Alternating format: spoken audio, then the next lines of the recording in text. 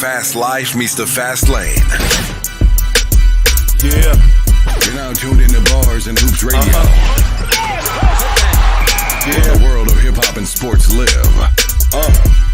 Dropping the clutch and then I hit the gas. Wheels screeching, tires burning, I'm flying past. Gotta get home quick, don't wanna miss the class. They schooling you on whips and how to make them fast. Talking about everything from cars to planes. What's hot, what's next, and how to flip the game. They talk in my language, we speak the same. That whip talk complex, but yet they keep it plain.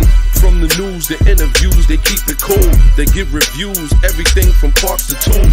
Can't lose, come to whips, they not no fools. Don't miss the show, the start time is noon. The bearded one, S.I Shawn, they crazy though. You can't miss it, tune in the Rally Radio. Where the fast life meets the fast lane.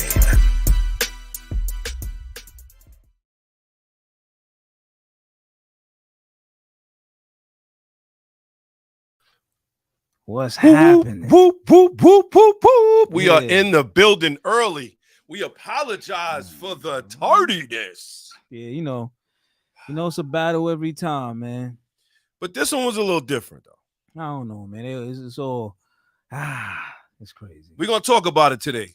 More stress or more satisfaction? I'm talking about it today because today was a day of stress. Talk about it. The reason we doing the show right now is because of what I went through. We're doing the show right now at this time is because I went through earlier today. Shout out to everybody who tuned in, paying attention. You already know what it is, man. It's the bearded one. Shout out to my guy, Draco's in the building early. Let's go. Shout out to Draco. Let's go. Shout out to my guy, man. I'm telling you right now, it was a dog fight and a half. He said we on Honda time. That was hilarious. I'm going to tell you. How you say, not today. It was ugly today. Damn. It was ugly today. Today I actually earned it, man. Shout out to everybody who's tuned in, paying attention. We in the building, and we talking about it today. More stress or more satisfaction? Car ownership. I'm telling you right now, when you think about it, you got to ask yourself sometime, man. Yeah. You got to ask yourself sometime. Shout out to my guy, Dave. He's tuning in on checking. Let's go. You already know what it is. We appreciate you early, Dave. You already know what it is. I'm going to ask everybody, man. I'm going to tell you, it's been one heck of a day today. I got a story of all stories, but before we even get into that, shout out to everybody who's rocking with us, man. Don't forget, drop your name, drop a comment so we can shout you out. It's been one heck of a day today. And with that being said, we want to send a shout out to all the car clubs going on out there, all the things going on out there in the streets. You already know what it is. It's popping out there. If you're riding, you already know what it is. Pause. You already know what it is. Sheesh. Shout out to my guy, Clarence Alexander. He's in the building. Shout out to Cuzzo. He's in the building early. I'm going to tell you, man, it's been a dog fight, and I'm going to talk about it, man. Before we even jump in anything, I'm going to talk about it. It was a dog fight for me this morning, man. Let them know, man. What happened? Huh? Yo, these highways are the ultimate worst. Damn. I'm sorry. And me and S.I Shawn was just saying earlier, whoever's getting paid to maintain them, I'm going to need to audit your check. Because I guarantee you they walking away, son. They like, walk. Yeah. Good jobs, hard work. Good days, hard work. Good job, Phil. They lying to you. Yo, I'm going to tell y'all right now, it's been one heck of a day, and I'm explaining it to you. So, earlier today, I was like, yo, you know what? I'm going to try to go in and get a little bit of bread, right? Everybody know what it is, right? You know, I had to put in the Clark Kent Superman. You know, I had to put Superman away and be Clark Kent for a day. I'm telling them why I'm mad. Shout out to my guy, Draco, man. He said, tell him why you mad. I'm telling him. So, now, I'm like, all right, cool. You know, it is what it is, right? Throw the shirt in town and do what I got to do. So as I'm on my way in, actually, I jump into the Type R because I'm coming here to do the show after the fact, right? So I'm like, well, you know what? I'm going to do that, then I'm going to do this. So I'm in the Type R, man, and it's early in the morning, about 4 in the morning, right? Yeah. And I'm moving it, trying to get to work, trying to get there on time. Like, I mean, you know, not really driving too wild, but, you know, it's the time of day for that. You know what I'm saying? So I'm on the LIE. Yeah. And I'm getting up towards Woodhaven Boulevard. And for those who know the LIE, know that road is atrocious. But not at this section. It's normally not there. Yeah. There's normally smooth all the way till you get towards like exit 17, 18. Yeah. You know. Yeah. So I'm driving, man, and the next you know, I see this. I'm like, what is that? A pothole? Yo. But isn't it construction over there? Or like right before over there? It's construction. No. Not right there? Not a piece of construction. So no. What that's before. That's way before. Over there by Woodhaven's, way before the exit thing, because they building something on the side. Like, So that's on the eastbound side. oh, okay. I was headed towards Brooklyn. So I'm on my move, man. And next thing I see it. I'm like, what is that? Big old crater. I don't mean just a little pothole, you're gonna feel it. No, crater. I weave around it. Yeah. And as I weave around it, I'm looking to change lanes. The person's in my far lane, and you boxed in. Yo, this middle lane had to have like 10 potholes. Kid. Oh no. So I'm weaving around one, and now I'm weaving in my lane trying to avoid. Well, maybe if I stay over here, it'll go under the car. Y'all hit like 3. All you heard was, that when you hit that noise, and every car guy hates it. That noise where it hits and you just hear your chain shake. Oh yeah, that was a rough one. Man. Oh my God. When that occurs, if you can't get out of there, the next one that happen is done then. It's over. Because you already got it primed now. Now, like it's on now. Like the attack is here now. It's like your defenses is done, son. Yo, that whole middle lane. Boom, boom, boom. I'm like, yo, it's like Mayday, Mayday. Like, you know what I'm saying? Yo, the next thing you know, I hit the next one. Boom! My wheel said, brrr, started shaking. I was like, oh my God. I said, I think I have a flat. Not think, I know. I'm just hoping that I'm being like maybe, who knows what happened? Maybe a piece of concrete. I don't know. Right? Long story short, shout out to everybody who they're paying attention. He said, if you treat it bragadang. Yeah, I'm going to tell you, that the way that sounded, this is what it sounded like to me, though, when it happened. It sounded like, well, not a power, but it sounded like it was this loose change everywhere. Just knock the coins out the holster. Like, it's just. Yo, I was so mad, and I knew it. What did the dash do?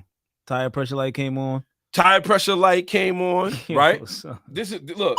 That's what it sounded like. It sounded like just chains like flying around. Yo, when any like type of notification come on in the website like this, bling. Yo, shout out to Jessica Grandy. She's in the building too. Shout out to Jessica Grandy. She said, "What's good, bearded one?" The S.I Shawn. What it is? What's happening? So, long story short, I hit it. You want to hear what's crazy? I hit the pothole, man, and my radio shut off. That's how the radio was like reset. That's how you know. So you had to go into that crater at like 62, bro. I was going a little faster than that. And usually if you go into them craters like that, sometimes your speed will carry you through. No. Sometimes your speed will carry you through. Son. Wait. Depending on the depth of that crater, it depends. Nah, it was a crater, son. It depends. If it's like, it's not like when we was going to that park because it was a car meet and we both end up swerving that gigantic crater underneath that little overpass. You remember that? Yeah, that was. Was it like that? Was it something like that? Because if we would have hit that hole, we'd have both been flat tires. It could have been. The way the noise that my car made after that.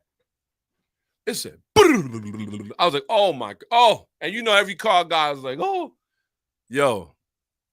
I get off the highway. I'm not stopping here on the highway, right? I get off the highway. I was able to pull over to a gas station. Yo, I'm like, and the Type R don't come in no spare tire. For those that don't know, it does not. It comes with fixed flat, and it comes with air pump. The air pump, which is probably expired at this time. Probably, but it still pump air though. Yeah, sure. But the fixed flat, whatever, is probably expired. I tried it though. I know. I do the same thing. I clicked over to repair, like click, click, click, click. Yeah, I know, man. I do that every time I got a problem. Knowing it's expired, I'm still trying. Like, maybe today. All I smell is the whatever solvent they use in that joint, just spraying out the back of it. I'm like, oh my God, tire's done. Tires ate up on the backside. So now I don't know if anybody's ever done this. Have you ever tried to find a tire at 4 a.m? Absolutely not, son. No, absolutely not. Here I go trying to find a tire, and you already know how it went for me. I found a tire spot. I can't front. I got overcharged. Yo. I ain't even gonna talk about how much I spent on a 20-inch wheel, on a 20-inch tire. 245 30 by 20. I'm playing that in the lotto tonight. Because that's the tire size. 245 30 20. Just to look at them take off my Falcon and Xena. Because it's Falcon and Xena's FK 5K10, the new ones, on the car. Just to watch them take that tire off and give me I didn't want to look at the brand of tire I was getting. Just put the tire on there. Shout to Draco. He said, you at them dudes' mercy. Yo, son. That is ridiculous, bro. I said, how much? I was ready. I even took a look around. I said, there's nobody on this block but me and him. I said, there's nobody on this block but me and him. Damn, son. I said, yo, yeah, I put it on there. He put it on. And he said, all right. I said, yo, I said, I'm gonna run and grab some bread. He said, all right. And he went in the thing. I said, jump in the car and leave. Telling you, son, I'd have been on the table like, yeah, you know what, though? Nah, I didn't want to do him super dirty, kid. So he said they gave you a tire with George Jefferson treads. Oh, damn. I was not happy. I can't front. So today has not been the day, and this is, and we already had this topic up, but now we're gonna bring it more stress or more satisfaction. Because at the end of the day, you know, it's like there's just certain places I'm not taking my car. It is what it is. There's just certain places I'm not driving my car. There's certain places I'm not parking my car. There's certain places I'm not leaving my car. Damn. But then, you know, when I had the chuck wagon, when I had the hoop doop, I ain't care. I park that joint, leave the doors open. What you gonna do? Break in it? What you gonna do? Ain't no radio in there. And it was manual. Yeah. 4-door, 89 Honda Civic. Manual. Hoopty. Damn, the hoop dude. Spent all about $200 on it. Worth every penny, man. Shout to Draco. He said, that's what I'm talking about, Draco. Let's go. Shout to Draco. Shout to Draco for giving us an answer early. He said, it's 60-40, stress, satisfaction, but that 40 is sweet. That's a fact. As I'm going to tell you, man, I was down there today. I was mad, boy. I was mad. I was like, damn, man. I was like, you know what? It ain't no way around it either. It's happening. Ain't nothing you could do. Was you more upset because you had to be somewhere in particular, or was it like, oh man, just the situation or the combination of both? I would say I was more upset at the combination of the situation. Something happened to my car. One. That's one. Oh, what's that right there? Safe. Like a doppelgangers or something. Yeah, that was crazy. I don't even know what's going on there. But at the end of the day, it just sucked. I hated it today. I hated it. It's very unfortunate, son. It was. You had to go through that. That's wild. It was. It made me really. That's why I had to ask, man. Shout to Jessica Green. She said, I need one of those. Yo, definitely you should have. Yo, there's certain things, and this is what, even when we go on to rallies, these are certain things that you gotta have in your car. You know what I mean? A jack, if you could get one. Yeah. A good one. Yep. The Type R don't come with a spare tire. If I put a spare tire in there, it's just in the back. Factory, you know, that's it. Like, even whenever you do your wheels and you about to make a real run like that, you gotta throw the stock one right in the back just in case. That's what I did when we went on Nah. When we going on a rally, you're right. It 100%. Has to be a spare. Yeah, bro. You will be stuck and mad. So I'm definitely gonna be throwing one of them 20s in there because I can't afford another wheel. But the profile of the height is still the same. You know what I mean? You just can't wild out, and it's really just to get you to a safe spot so that you can do what you got to do. But I'm telling you, man. Shout to Draco. He said, laugh a lot cars be having you like Pootie Tang girlfriend. You hate them throwing big wheels, but don't want to leave. That's a fact, man. I love my car, man, but I said I was so mad, and I'm looking at it, and what really pissed me off was that it wasn't me. It was the road. And it's like, yo, how do you have something like that, of that magnitude? And imagine if I was on my motorcycle.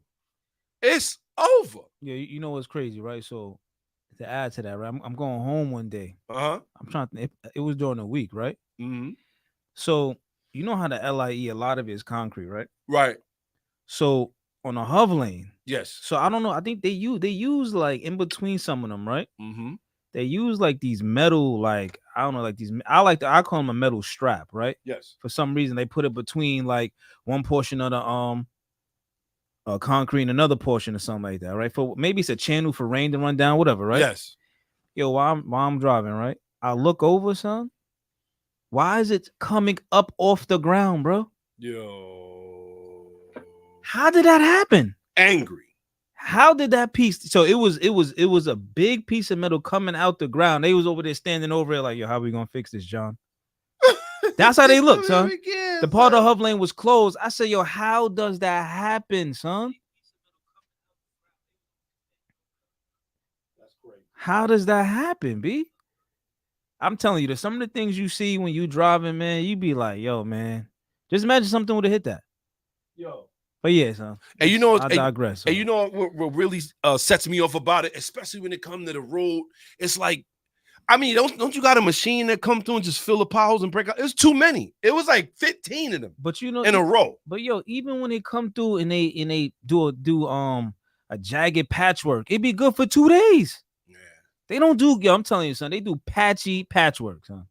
It's shaky. It's shaky. It's shaky. I can't front. I was upset, you know, but I said I gotta come in here and do this. And this is why we do the show.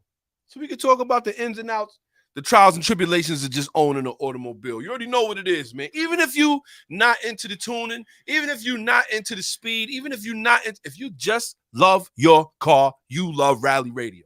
And you know why? Because at the end of the day, we're going to make sure we keep you educated about what's going on out here. And at the end of the day, you're going to learn a couple things. You heard the intro. You heard the intro. Factory. You know what we doing out here. Shifting gears.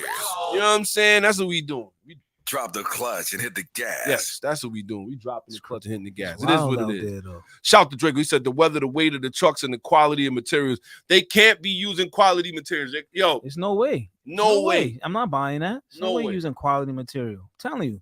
You know how I know? Because I drive, right? Like I said, you know, I do a good amount of distance every single waking day. Yes. Right? I see a patchwork. Okay. It's good for the week. Right. That following week, son. Right. Little rocks, pebbles come up out of it. All right, okay. All right, it's starting to break down. The following week is a hole again. No snow, no salt. No snow. Yo, nothing. None of that stuff. None of that type of accelerator to destroy the road. None of that. So you're trying to tell me quality material? That's what I'm saying. Yes. Quality. Shout to Jessica. That Green. hole is quality. Oh, this is family show. The hole is quality. Woo! Yo, wild. so we got to throw the pace car out in front, son. It's over, so you got to slow it down. So. Look. Yo, pace car out in It's the front, all son. good. He was wilding right there. Yo, you know what I'm saying? Quality. Yo, all I could hear was the change. Like that is, yo, if you've ever hit a pothole so hard that you feel it in your car like that, and I mean to the point where it was like boom, and the change was the radio shut off. Right? That never happened to me. Like I never, you know when I know it got wild? When I feel it through the suspension, right? It's like a step, right? It's through the suspension. Or I don't know, steering wheel suspension rather. The door in my seat. I said my tire is done, bro. You knew it. Those three right there. Once those are in line, yeah, you over. And you know what else I saw while I was out there, son? I saw a metal bar. Like, what is this doing out here? Yo, there was a whole tire with a rim on it out there. Should have used that. I just couldn't understand it, man. Shout to Draco. He said in Cali, they redo whole sections of concrete. But here, they just pitch Mr. George buys. They used to pitch Mr. George. I'm telling you, man, yo, for anybody that ever had the at 4 a.m. and then the hustle to try to find a tire, yo, the language barrier out here, bro, is crazy. I got to say it. I know it's wild. I told the earliest for me was like 5:30. Yo. And I had to call Paw Patrol to come and get me, son. He said Paw Patrol. Yes, I had to call wifey and the kids. They brought the wheel through. Oh, no. Woke them right up like, I need y'all, son. Paw Patrol, come help. Help, son. All I see is the QX with the tire hanging out. I'm like, yeah, they here with the jack and all that. I'm out there cranking on the side of that lane. Crank, yo. Kids is asleep. They snooze. They're like, yo, what you doing? I'm like, yo, man, it's wild out here. So how about this, right? So what was I doing? I ran to the store on a bike the other day, right? Yes. So I'm driving down one of the back roads, right? So I'm coming to a stop sign, right? So I look down, I see like this black hockey puck thing. I'm like, no big deal. Mind you, I'm on, you can see things. I'm on the long side of it. I'm coming to a stop, right? Right. It's probably nothing. Right? Yo, why literally 10 inches ahead of that black hockey puck thing, there was a bolt on the ground. Oh. Not a regular bolt. I'm talking about a 3-inch base wide bolt on the ground. I said, what is this doing right here? Yo, son, I can see the thread pitch on it. It was crazy. I'm like, yo. Yo, it was molly colored. It was poly colored and all of that. Yo. Man. Somebody transmission bolt them backed out. From a truck, though. From a truck, I'm talking about from a heavy duty something, son. I was like, yo, this is crazy, son. Yo, but it just goes to show, man. Like I said, shout out to everybody who's tuned in, paying attention. Wherever you tuned in, hopefully you tuned in at YouTube, Rally Radio, Facebook, Gutterball Rally, YouTube Gutterball Rally, and also tuned in on the Bars and Hoops Radio app. If you're not tuned in, don't forget to download that, man. Make sure that you download the app and that you make sure that you play it a little bit. You already know how it is, man. You got some good music over there too on this radio station. In the meantime, with that being said, now that I got that off my chest because I was very angry, can't front. Then I got beat for the tire price. Oh, yo. That's another thing. I don't mean to harp on it. I'm going to let it go. Mm-hmm. Yo, the language barrier at 4 a.m. is a no-no. He said it's a no-no. I'm sorry. I go see, you know how this go, right? So now I'm checking Google to see who's open. It's about 5 tire shops around where I'm at. Good, right? I call them. It's people's cell phones. It's not even business. Like one guy picks up, I'm like, "How you doing, man? Listen, are you open? I need a tire. Yeah, what size you need? Here we go. Yo, I can see where this is going. I could imagine. I can see where this is going. Hey, yeah, what size you needed? Yeah. He's stupid. I'm so mad, yo. Oh man. Shout to Jessica Gray. She said, keep the tire in the trunk. So here's the thing: the Type R doesn't come with a spare.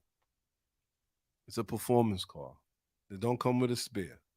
Now I've learned my lesson as far as like maybe I should just buy a donut. That you know what I'm saying? Now you know what though? Not for nothing though. It's real out here. I think just a little donut in the back won't harm you behind that. That'll be good, son. I know for me at least I need one. I need to stop playing. As a fact. I learned the value of a donut. No, it's a fact, son. I learned the value today, bro. You right. So I need I'm about to go to Honda and price one out. Son, telling you, 5 by 120. If anybody, you right because not for nothing, son. It could get real volcano like at any given time. Son. Yo, I'm telling you, son. So now you want to laugh, God? Y'all ready to laugh? Okay, here we go. We about to really turn it into a real laugh session right now. So now I'm calling around. Hey, what's going on, man? How you doing? Hey? Oh, my God. Oh, no. I'm calling around. Hello. See. Huh? Yo, it's just the language barrier was crazy. To the point, I opened up the phone. I got those Google AI, the AI Google joints on there, right? So I was like, I'm going to convert it to Spanish so that when I talk, it'll convert the Spanish to him. Yo, it ain't work. It ain't work right? Of course. Why would it? Because I need it. That's why. Why would it work right? I said, damn. So, I opened up my, shout out to Jessica Gray. She said, no English. Yeah. But, it's wild out here, B. And I'm like, I said, well, look, he said, what size? I said, 245, 30 by 20. No, we don't have it. Click. Oh. Damn. And I know why he did it. He was frustrated because I kept asking him to repeat himself at 4 a.m. I was like, this, huh? Say that one more time. He's like, I know I see. Oh my God. Oh man, son. Vic sold my wheel, Poppy. Yo, that would have, son. I'm gonna tell you, the last spot that I called that I drove to, he said he didn't have the tire. He said, and this is hilarious. He said, I had a tire. He said, hey, pa, hey, closest I got is 255, 60, 20. I said, well, I gotta go get the tire, right? It is what it is. Worst case scenario, I put the rear tire on the front and put that tire in the back, so I'm not worried about it doing no damage to the front suspension, right? Yeah. I get there, he's like, oh, you really came. Oh, okay, look, check it out. Look, I got the tire. And he said, hold on, what size again? I said 245, 30, 20. He said, hold on. Yo, you just see him throwing mad tires like Yo, son. lunchbox. Oh, it was like a cartoon, son. It was like a cartoon. He throwing the lunchbox, he throwing the cat. Like, all kind of stupid. I'm like, yo. So then finally, right?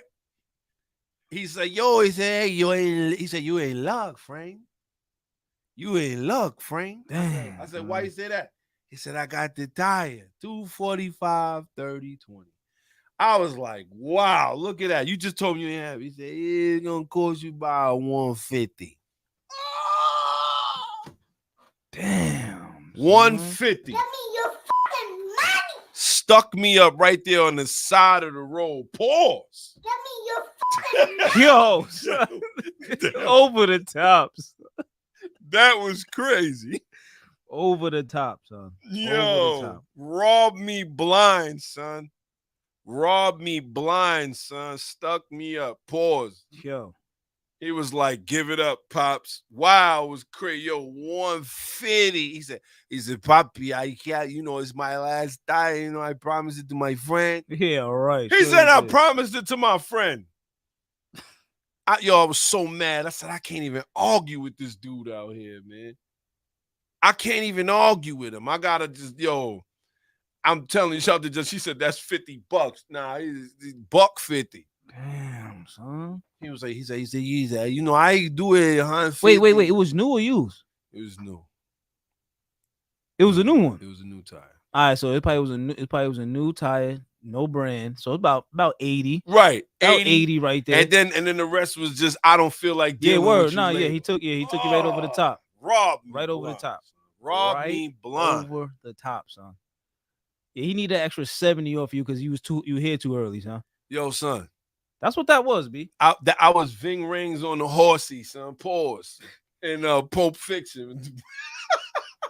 Wildin'. This is a kid's show, son. But it was wildin'. Yo. Damn, son. Nah, but $150? Nah, that's reckless. I ain't gonna front. I wanted to commit violence, man. Give me your fucking money. That's all I can hear, yo. And I said, that's all I hear, man. Give me your money. Give me. So I said, yo, the city owes me. Oh, yeah. I gotta get that paper back. Son, I gotta call him up. I got 2-3 situations I gotta shout out him about. Come on, bro. That LIE. So you know what I realized? Like me and wifey driving one day, right? Mm-hmm. And it's like we driving, we see a bunch of people pulled over, tires, flats, hoods is open, engine smoking, right? I'm like, yo, it's serious out here. So then now we pass like a Brinks truck. There you go. I said, you need something like this. Armor on it, tires is stupid big. You need some durable knobby wheels, pause. Yo, son, you don't need nothing out here that can withstand this war zone, son. The LIEB. Yo, if you gotta travel 30 or better miles on it, get ready. Get ready for the war. Get ready. Yo, I'm telling you, I remember one day I'm driving real quick before we move on. Mm-hmm. Kid you not, I'm going home. And the distance from the job to the house, right? Yes. I seen about 10 cars pulled over, needing work done. Damn. Keep in mind, these all weren't hoopties. They all wasn't hoop dupes. They was good vehicles, B. And they out here getting worked over. Yo, I'm telling you, son, that LIE gonna take you for a spin, bring you back, and spin you again, son. I'm a firm believer, son. And we talking about 2 different sections of the LIE, right? Yo. Yes. Clearly 2 different sections, at least 50 miles between the 2. Damn. And it's nasty work, son. Nasty work. I wanted to fight everybody today. I'm telling you, B. Yo, I was on the platform at work like this. What? Nah, but I'm messing around. But I will say get that 150 back. I had to like, get that hold 150 on, to back, shake son. you down. Word up. What you got, man? Yo, you jumped the you jumped the turnstile too? Look, nah, but it was just crazy out there, man. For those that have dealt with that, and that's why I said, listen, is it more stress? Is it more stress or more satisfaction when it comes to car ownership? I love my Type R, man. I love my Infiniti. I love my CRX. I love my bike. But at the end of the day, you know what? I was having this conversation with my wife, and for those that, everybody know, my wife, she'll tell me the real, man. Shout out to my wife. Let's go. Yeah. One time. Let's Shout out go. to my wife. You know what I'm saying? Tell me the truth. I said, yo. She said, yo, you got all these cars. You don't be wanting to drive them nowhere. Damn. And she's right. She's 100% right. Because I don't be wanting to park. Yo, I don't trust. I told you I came back to the Infiniti. The wheel was wobbling and tried to steal my rims. My bike, definitely not.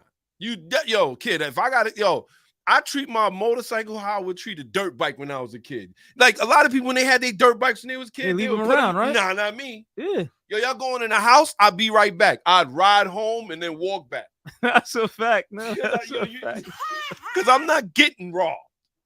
They not getting me. Yo, that is the truth, though. No, that's the truth, though. Like, yo, you could just leave it on the side of the house. Nah, no. That's what it is. So it's like, yo, do I even? It's stressful. Yo, I could be in the movies like right now. See, I don't know. I mean, I get what Draco was saying, 60-40 and everything like that. But I don't know, for me, it's more like 80-20. You know what I'm saying? 80% a headache, 20%. Damn, really? Relaxful and pleasurable, whatever you want to call it. Absolutely, son. So you feel like you have more bad times than good? I don't want to say that, but like you just said, though, like you could be doing something as simple as, yo, let me dip into the store. Yo. You like this. Damn, man, I just left it outside. That's what I mean. Like, so it's a combination of things. Because think about it, you're not driving it all the time. Right. You're not. Let me ask you this. Mm-hmm. When it comes to sleeping, where's your enjoyment at sleeping? Yo.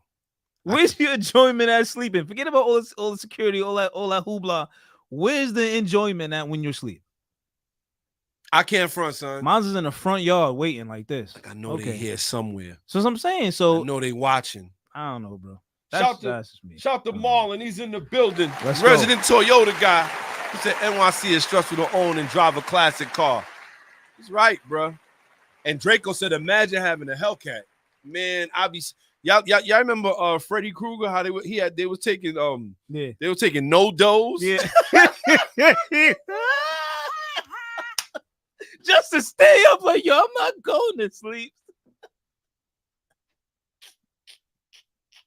Yeah. Oh man. Be taking no dose so I could stay up. He said, imagine owning a Hellcat. No. That's the part where I'm like, damn, I didn't know the Hellcats was gonna hit like that. I'm telling you, man, like even like not for nothing, even driving the SR, man, like I be pee noise. So like even what was I doing? Today I'm coming back somewhere right earlier. And I'm driving, man, and this car's taking a long time to like come up to the stop sign, right? So I end up hitting the left, and then I look back, he's up the hill now. I'm like, yo, what? It took him that long to do that, but apparently he's like 100 feet behind me now. I'm confused. Feel like you following? Yeah, I'm like, damn, man, like he on me, son. It's only 11 o'clock. It's only 11 o'clock. Pause. Yeah, that was wild. Yeah, he's on you. Yeah, that was wild. That was over the top. Okay. Pace car again. So yeah, I'm just like, man, this is craziness. Like it's just son. So again, for me, man, it might have to be 90-10 at this point. So I ain't gonna even hold it. I can't front. You know, I love driving. Yeah, I love my cars. Sure. And I got another car I'm looking at too. I know it's sad. But and then what are you gonna do with that? You know what I'm saying? Hug that one too. Yo, but you know what? Where you gonna drive it to? I'm gonna drive it everywhere, but I just won't leave it. This goes back to what we saying. It's like, I don't know. But this is why I say at the end of the day, we got to keep this in mind, man. Like, is it more stress or satisfaction? And I'm going to be honest with you. It's like, maybe it is NYC life. Because I don't know if this is like this anywhere else where, you know, it's like nice. Because let's think about this, right? You live anywhere near the Dragon's Tail. You stressed out? Well, before I even answer that, just to answer that real quick, probably not. But then again, right? Let's look at it like this. Even when it comes down to maintaining the car. Yes. maintaining multiple cars. Yes, Right? forget it. This is what I'm Forget it. saying. So it changes now. Okay, let's say now you got special car, or you got a Type R, you got a Hellcat. Okay, Oh, God. who I really want touching that? Mm. So this is what I'm saying. Like, okay, yeah, you know what? I could work on it, but I can't do it right now. Who are you gonna send that call to? Yo, you want to laugh? Shout to my guy That's what I'm Sales. saying. My guy Sales is in the building early, and you want to laugh? That's exactly what I'm saying. Like, I was even like, yo, you want to turn the gun down when he was taking the wheels off? This is what I'm saying. Like- So like, yo, you got too much talk on it, baby. Like chill. He was like, yo, I heard. I'm like, fam. Whoa. You know they don't use no torque wrenches. Come on, bro. Shout to Miller Time NYC. He said, when I had my Grand Cherokee, my Jeep tire blew out on the Clearview Expressway. That lesson made me buy a spare and not a donut. I could rock a spare, but where am I gonna put it? In the back? You hear the turn and you hear the tires slide around in the back. Like it's not nowhere to situate it. It's really not though, because obviously underneath the carpet back there, there's no location for the spare, so that's not Nothing. happening. You understand what I'm saying? There. So I don't really know, man. Like, I don't know. It was very interesting. I just wanted to hit on that. Like, you know what I mean? Like, it's like, yo, it's so much stress. And now we're not getting into the police.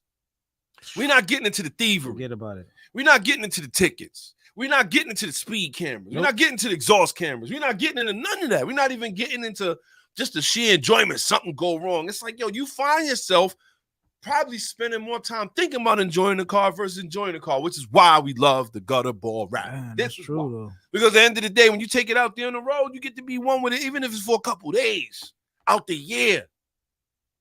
Because I'm gonna tell you right now, man, there's some days I'll be like, yo, I'm gonna take the train. Damn. I'd rather be Streets of Rage than Rad Racer. That's real right there. Sheesh. And I can't front, Damn, yo. son. Side note, trains is wild right now. Wilder. It's wilder, yeah. I'm telling you, I got on the train. I got off the train in Atlantic Terminal, and I swear it was nothing but tumbleweeds blowing. I stepped into the middle of like a draw. It was like draw. It was crazy out there. Son. It's Jeffrey Aronoff. Let's go. And this is what I'm saying. At the end of the day, it's crazy out there. But shout out to everybody who's tuned in, paying attention. We got a show for you today. We got a lot of information going on right here. It's going to be crazy. It look like Ford is jacking up the prices on the Mustang now that none other than V8s exist. We got the electric Dodge Charger. I don't know if y'all even want to hear about that, but it's going to be crazy. Shout out to my guy Sales. He said, I love the Lonely Railroad. Been taking that for the last 2 weeks. School call. Wow. Training? I hear that. It is what it is, kid. You know how that go. But shout out to everybody who tuned in, paying attention. You already know where to find us, man. It's the bearded one here. S.I Shawn, baby. Let's go. Let's go. We in the building. With that being said, you got any shout outs you want to give, kid? I just want to shout out to whoever's out there maintaining those roads. You know, you're doing a bang up job, literally. We really appreciate that. You know, bowl enthusiasts out there, man. Watch the roads, B. I'm telling you. Just watch the roads. That's what I got right there, man. I want to send a special shout out to the governor. Oh, let's go. Because at the end of the day, you paying him. Damn. The least you could do is have him check the roads out. Come on. Let's go. And we're not making enough complaints, but at the end of the day, that's who I'm calling out today. So with that being said, now we get down here, man. We wanted to do our little recap and all of that. So with that being said, here we go. Now, they tuned in last week. What we was talking to them about, Shawn? We had the Splash Bros up here. Let's go. Splash Bros in the building. We had Let's them go. out here. Detail champions. You know, they doing anything. Don't forget to check them out. That was pretty cool, though. They gave us a good insight. Yes, they did. You know, on what they do and how they do and how they make it happen out here, which was really cool, though. 100%. Shout out to them. Right? That was cool. Another recap we had from last week. We talked about a couple things last week. Shout out to Ford and their new vehicles. They getting ready to put speed cameras on them, right? Speed detectors to tell on you. Yes. Shout out to Ford, man. Miller Time, I don't know what they doing out there. Maybe you gotta, send them a letter or something, fly them a kite, because what are they doing? They're wilding out. All is to get the contract back, I guess, though, right? Yeah, because they lost it to Dodge. I don't know how, but yeah, it happens, man. It happens. Which is crazy to me, because you think that's gonna be conducive to the enthusiasts? Not at all. To the consumers? They could care less. Yeah, that was pretty wild. Another wild one. This wicked recall for the Dodge Journeys Yes. For the door lock actuators. But that is actually crazy. The fact that all the doors locked and then the car just self-destructed like that with that lady in it. So I was thinking about that, right? So this is a little different. Like, I feel like when you building a car, right? When you building anything, there should be certain things that you should go with a fine-tooth comb, no matter how much time passes by, what's eroding. This should not fail. Certain things I feel like, not everything, like, because you make sense, like not everything, they could be liable for, which I agree with, but right. This right here, though, huh? Door locks, actuators. I think that's pretty wild on its own. I mean, it is. It is. I can't front. The more when I did see it, I was like, wow, man. Like at the end of the day, and she died. On top of that. And she died in there. You know what I mean? That was really crazy. But we talked about so many, and then some things we didn't get a chance to talk about. You know, what's also, we had a lot of like recalls last week. Toyota recalled 100,000 engines. Recalling 100 turbo garbage cans, but they are replacing them. Damn, they are turbo garbage. I'm sorry. You know how you see a nice garbage can? No, but it's garbage though. It's still a garbage can at the end of the day. Trying to think the nicest garbage can I've ever seen in my entire life. I would like to believe it's that Cybertruck. Look like a good garbage can, son. Like a good one. Look like a good garbage can. Oscar the Grouch come out the top. That's a fact. Or out the trunk, whatever do you call it? What do you even call that thing on there? A trunk? What it got? A hatch? What is that? I don't even know what it is. It live up on its own. I don't see nobody doing no work with it though. Shout out to the stainless steel refrigerator though. You know, that's a fact, son. Shout out to all the disrespect. And you know what? Matter of fact, I'm gonna take a little bit of time to just disrespect this thing real quick. Because you know what? Now that I'm thinking about it, everybody's like, "Oh, I love them." You see how they rocking them? They nice, bruh. Miss me. Just the fact that you even talking about a Cybertruck is nasty work. Don't you ever? Oh man, son, I'm telling you, son. Like, it made me think about it. Like, we couldn't even bother to paint this joint. Come on. And shout to sales. He said it has a self-closing lid. Oh, that's what it was. That's the name I was looking for. A lid. That's definitely trash. That's garbage. Garbage. I'm telling you right now, the other day I saw one and the guy was looking at me like, peasant. He's still there. I'm looking at this dude like, fam, don't go through the car wash. Don't go through the car wash, fam. Cause your car wash mode gonna shut off. I don't know if you even dealt with that. Shout out to my guy Zoom for Zoom. He's in the building. Let's go. Said he outside out here grilling on a nice day. Yeah, I can't front. I'm in the studio stewing because I had to replace a tire. Damn. So he's grilling. I'm stewing. I'm pissed off. But it is what it is. I'm gonna tell you, at the end of the day, man, if you out here rocking a Cybertruck, you are not a car person. Just say you got it because everybody else got it. Nah, for real, I was thinking about that too. Like, don't try to play with me and tell me you're an enthusiast and you have one of those. I don't want to hear it. Come on, bro. You know what it is? I don't really take it back. What I want to say is, you're an enthusiast for that. Say right. That. Say you're an appliance enthusiast. Yo, you know what? You know what I'm saying? You know what? It's funny that you said that. Word. I ran across Elon Musk had went live on YouTube. I want to say about a month ago. And you know how we do. I always look up all the newest auto things, and for whatever reason, YouTube considers that an auto. So I'm looking at this thing, and he's standing in front of an audience of about, I want to say 10,000 people, right? Which is wild. 10,000 people. You know how many of them was, and I'm gonna say this one time. Geeks? Nerds. Yo, they was like this. They was like, you're my Tesla daddy. Yo, they was that serious. I meant to tell you about that. They was like, they said, you're my Tesla daddy. Hi, daddy. Yo, what is that?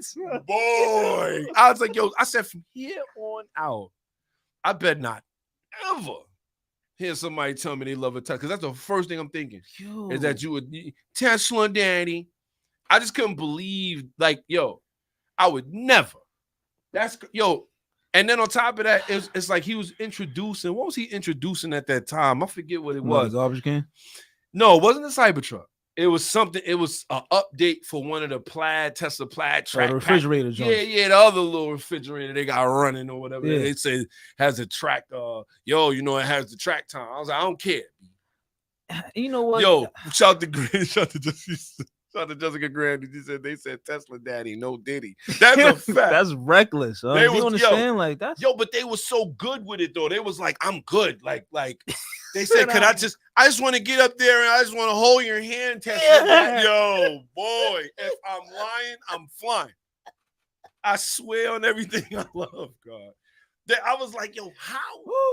Yo, and that's why it's like you look at that, it's like that's what's making the car, the fan base. Yeah. It's the same thing with I'm gonna say it, you know what I mean? Okay, yeah. Shout to Draco. He said, I saw a Cyberpunk with an olive drab.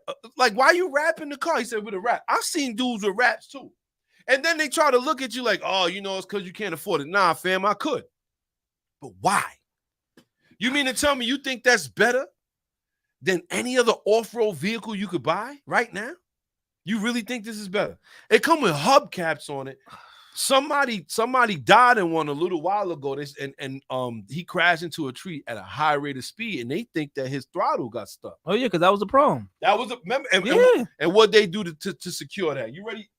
Oh. They put a screw through the accelerator so that the piece won't come off. It's always a screw the gas pedal down. This is what y'all buying. Again, though, we figured it out, man. It's just a new, I guess, new fad. Yeah, it's a new garbage fad type of deal. So of course you're gonna want to get on the train. You know what I'm saying? Oh man, you got one. Let me go in and go get me one of those. Yo, remember when I sent you that picture, right? Of that Tesla, it said gas up or something like that. Remember when I sent you that? Yeah, he was like, what he said? Yo, he son, said gas up. Yo, that had me in stitches when I seen that morning. I was like, yo, you gotta be kidding me, son. The disrespect is real. But I look at it at the end of the day, and then we killed, like, there was like, yo, I saw this video the other day, the most disrespectful gap. And they had a dude in the Tesla, and he's sitting there, he's racing the car, and it's like he's just sitting there, the peaceful music, and he just took off on another car. I'm like, y'all think that's fat? Like, y'all good with that? What did you have in hand to do with that? Don't get me started. But you know what though? You know what? That's fine because that's how everybody makes it. Oh man, you gotta be fast. This gotta be bye. Okay. Yo, real quick, right? So I turned on Gran Turismo last night, right? Yes, let's go. So I look in the garage, right? I'm like, yo, what I got here? I'm about to tune up, so I get right here and put the work on everybody that nobody has yet to, want to line up, right? So I look and I see a Tesla. I said, no, Panico ain't buy this. Yes, he did. So he copped it, right? You need it for a race, though. I don't know. I sold it though. I got, you know how much I got for that joint, son? Because I'm like, yo, I need tires. I need tires right now. So I'm like, that's the first thing that's going. I got 17 grand for brand new, no miles, 17 grand on it. Son. Ew. I was like, what? Get this thing out of there. But what made it funny was, you know how when you click a car, right? And then you hit the engine or whatever? It's nothing. You turn yo, the car, son. I'm like, yo, because you got to do that in order to get in it to do whatever you got to do. Yo, I went to go get in the car. And you don't hear no rev, no nothing. That's all you hear, son. And this is my problem with them joints. I was like, yo, this gotta be a joke. I'm waiting. I was patiently waiting. Like, I'm gonna hear something, right? It gotta be something going on. I'm gonna hear like a little whistle, something. Nothing. A generator come on, nothing, B. Nothing, B. Nothing, no hum, nothing. And this is what I'm saying. If I gotta prove to you, and this is why a lot of those Tesla kids, they gotta come on down, man. Because at the end of the day, if I gotta prove to you why that does not belong in the same category as a GTR or Audi, then bruh, you missed that whole class. No, it's a fact. You missed that whole class. Like, if you can't tell what the difference is, right, you got a problem. It's like what you said the other week. Like, why do car gods feel like they need, or enthusiasts have to feel the need to explain themselves? You don't. That's a fact. You truly don't. Garbage. Ah, man. Ain't nothing like seeing that you like this trash. I mean, can't do it. But with that being said, we got some other things going on because it looked like Dodge is going down the same line. But before we even jump into all of that, shout out to everybody who's tuned there paying attention. Don't forget, drop a like, drop a comment so we can shout you out. You know where to find us. You know what it is. It's Rally Radio here on Bars and Hoops Radio. You can find us YouTube at Gutterball Rally and Facebook at Gutterball Rally. Don't forget, give us a follow, subscribe, let them know. Some two dudes out here talking some automotive skills. Let's go. But with that being said, we're gonna jump right now. We got S.I. Shout to my guy Chris in the building early. Work hard, play harder. That's my guy right there. Let's go. Let's make it happen. Shout to my guy. With that being said, We jumping right in, man. We got a lot of things going on. Let's go. S.I Shawn, Spec Intellect. Let's Shout go. to my guy. Yo, shout to Dr. Phil. I know Dr. Yo, listen. It looks like we all woke up late today.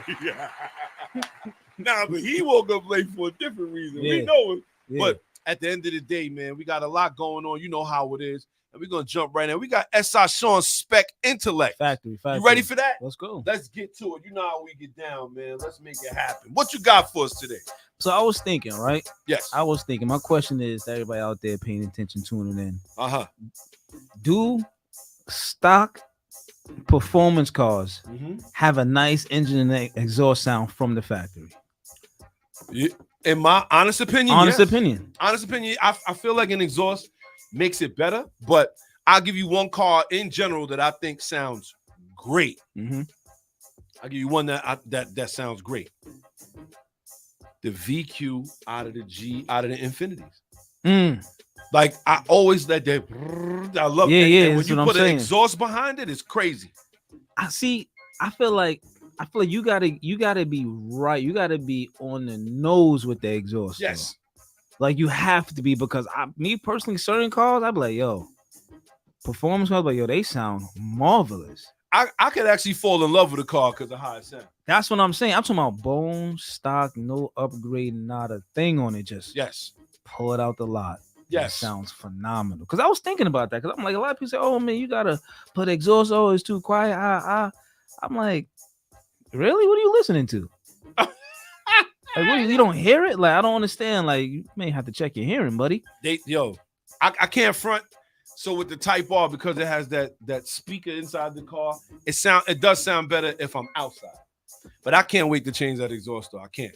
Shout out to my guy Zoom for Zoom. He said, I thought you guys were going to the Dragon this weekend. Unfortunately, Hurricane Debbie thought it was different.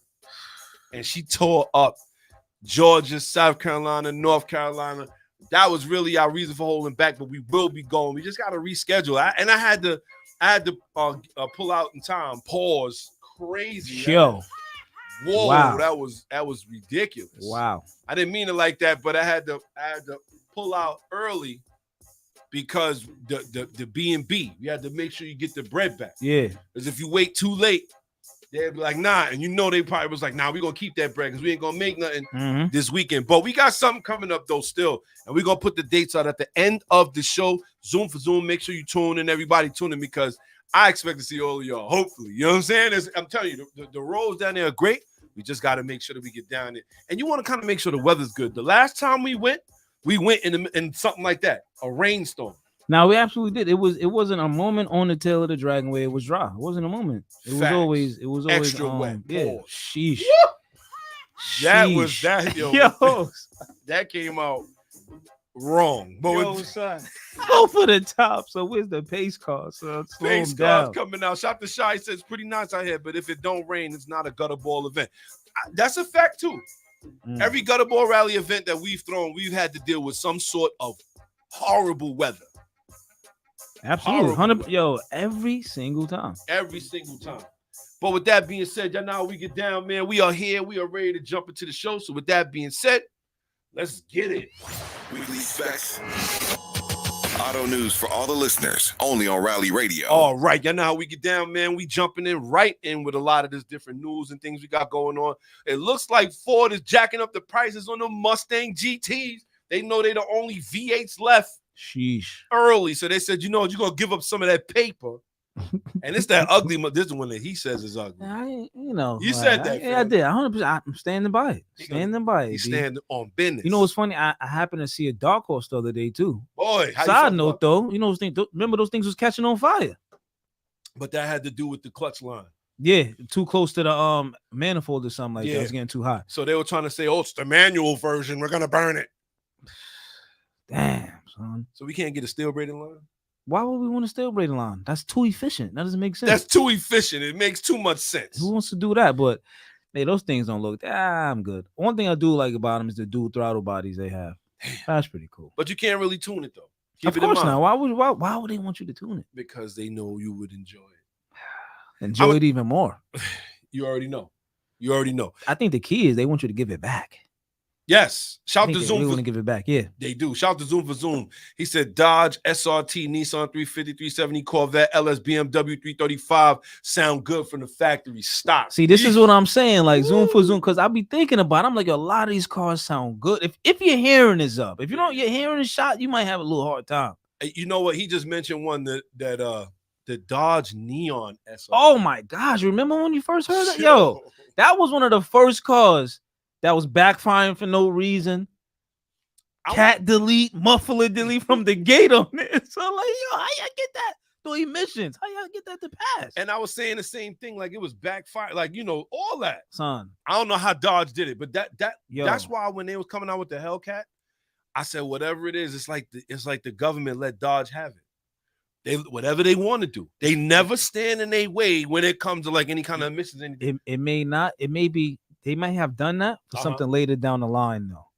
Like, yo, we're gonna let y'all rock with this right now, but don't forget, and we're gonna talk about it. You know what I'm saying? We got some things coming up with Dodge that's real questionable. Mm-hmm. And as a matter of fact, they're gonna be down there on the carpet later. It's the understeer. We gonna save Where it. we like I ain't to gonna act. lie. We're gonna save it. Yo, that's one of the best sounding 4-cylinders. What's that? The That SRT4. Yeah. One of the best sounding 4-cylinders I think of all time. Bro. Outside of an Integra Type R.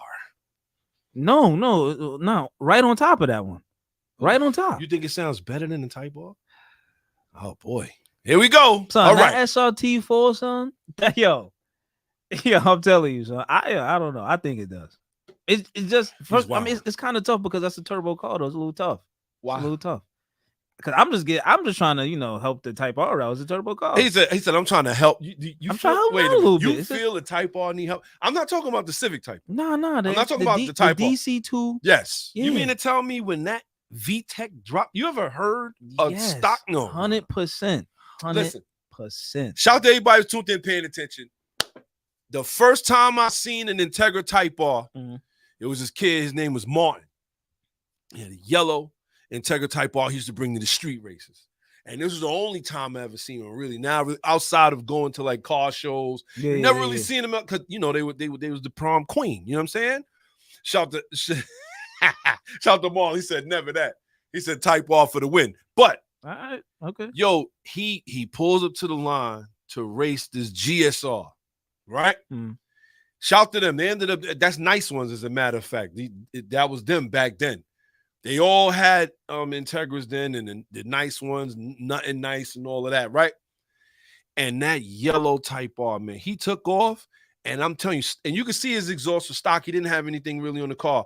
But when that tech came in, it came in like a bomb. It was like, and I mean stock. Yeah, I know. Until the SRT4, do what it got to do. It just changes the game. I don't know.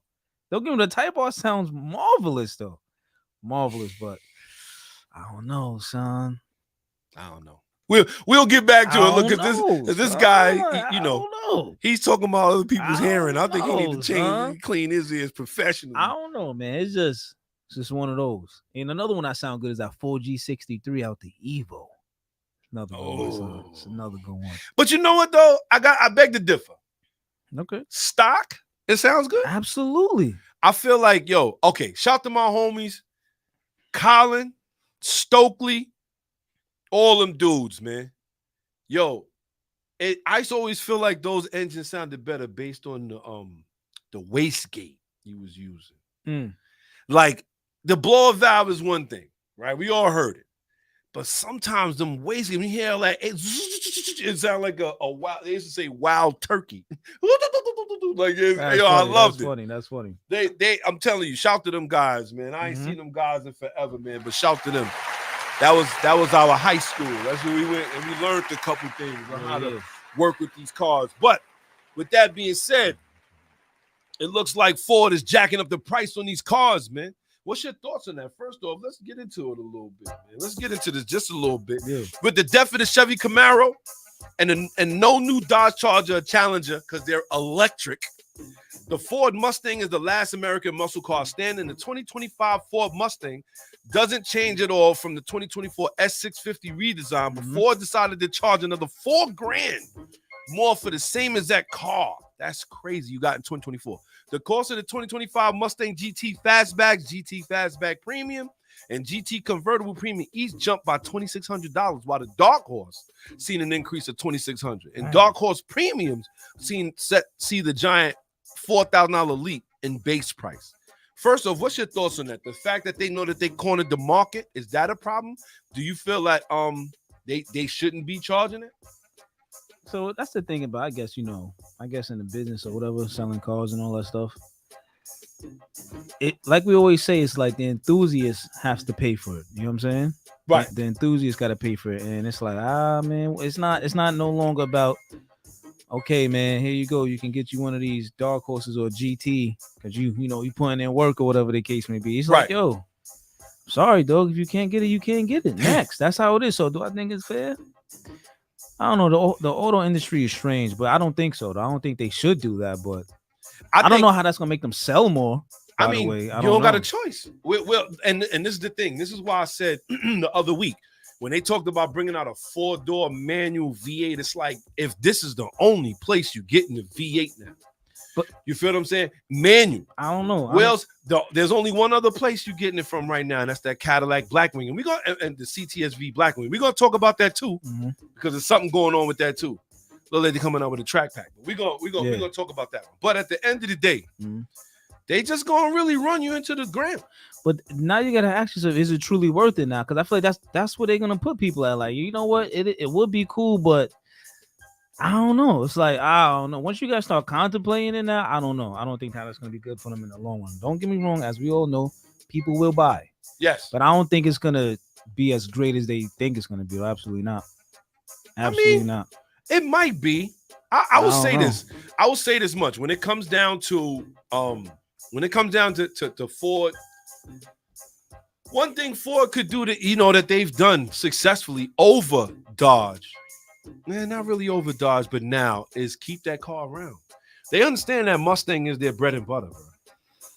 That car been selling for them for a long time. Yeah, but once you start asking people to reach, they like this.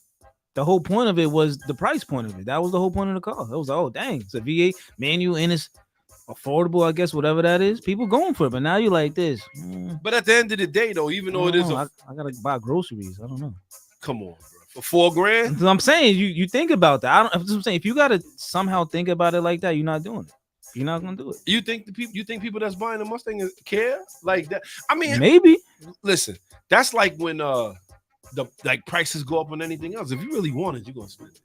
And I think they're using that moniker or whatever. I mean, it remains to be seen what's gonna happen as far as if this is actually gonna be beneficial to them or not.